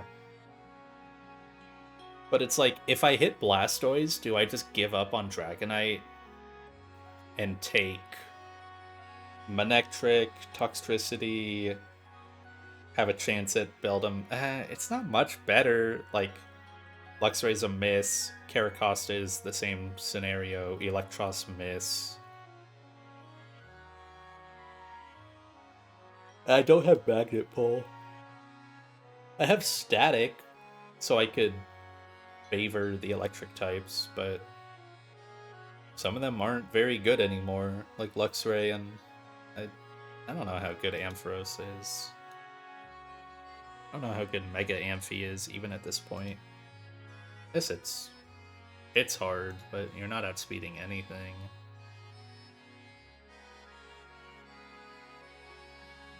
Be getting it very late, so it has T-Bolt, Dragon Pulse, Signal Beam, Power Gem.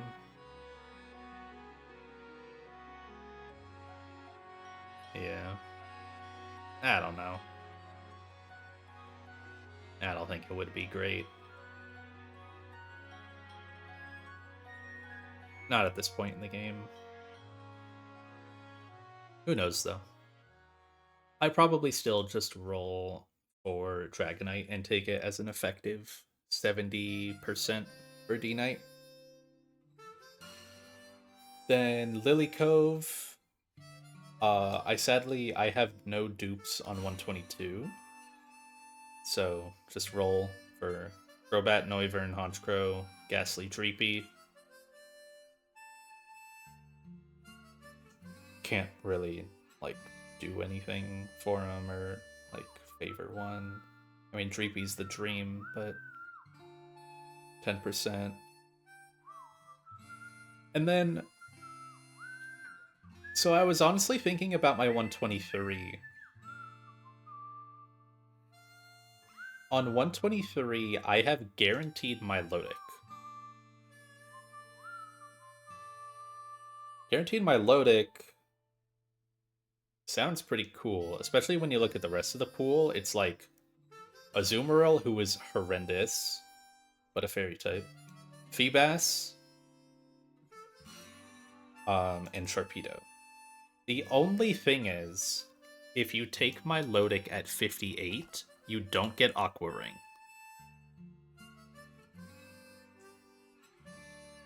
So, like, I wonder how much worse this Pokemon is without Aqua Ring negating its burn.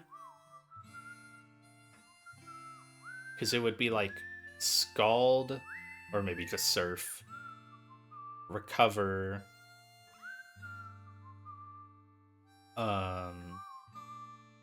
because it starts with like Hydro Pump, Surf, Refresh, Hypnosis. Right, if you don't get Feebas at a super low level, you miss out on Aqua Ring. Right, it's got to be level 41 or under. You completely miss out on Aqua Ring. Oh well, I guess it's Feebas's moveset. Oh no, yeah, you need to.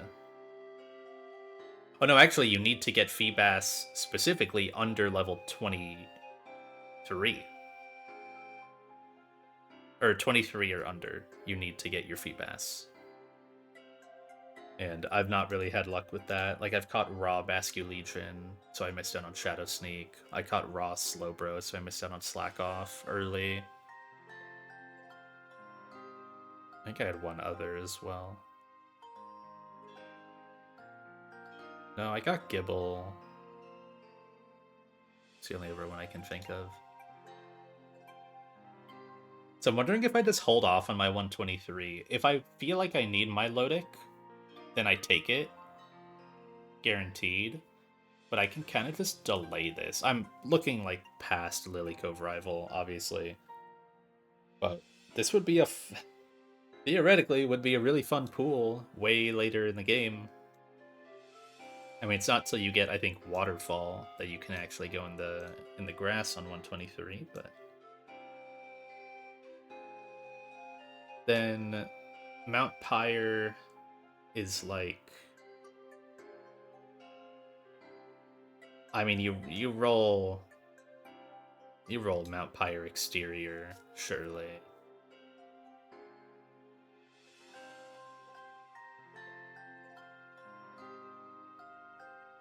Maybe there's a world where you roll 1F, 2F for a ghost type, like guaranteed. But dude, there's Dano, Zweilous, Treepy, Dracloak out here. I feel like you gotta roll it. Just don't lead with a Harvest Pokemon.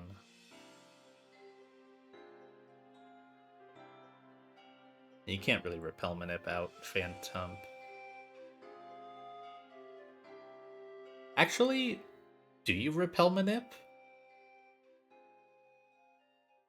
You probably do Repel Manip.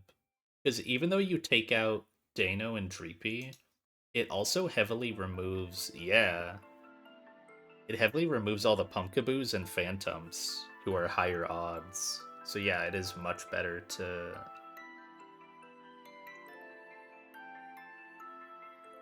Repel Manip there. Interesting.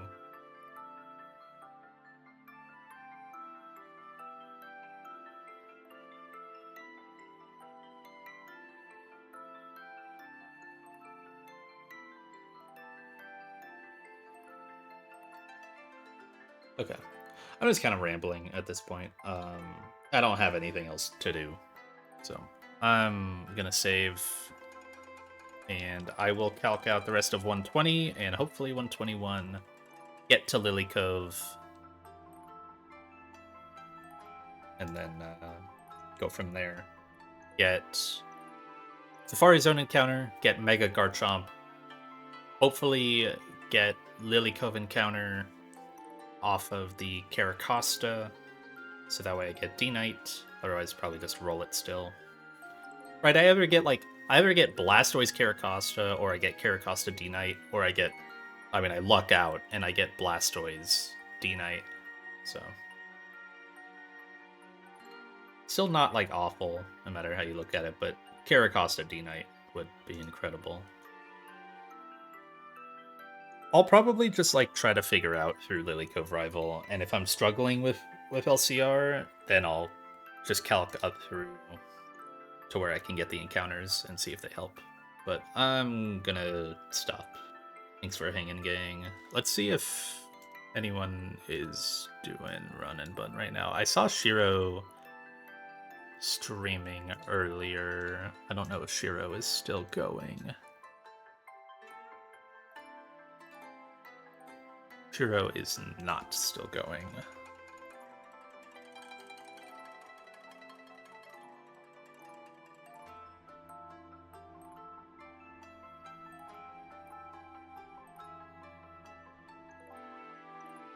Let's go Raiden F. Right. They are on 4 badges.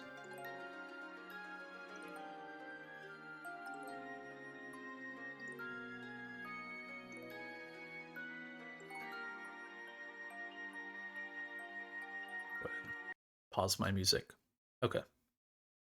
Thanks for hanging, gang. Goodbye. Acid spray this one, right? But I think with acid spray I can just kill.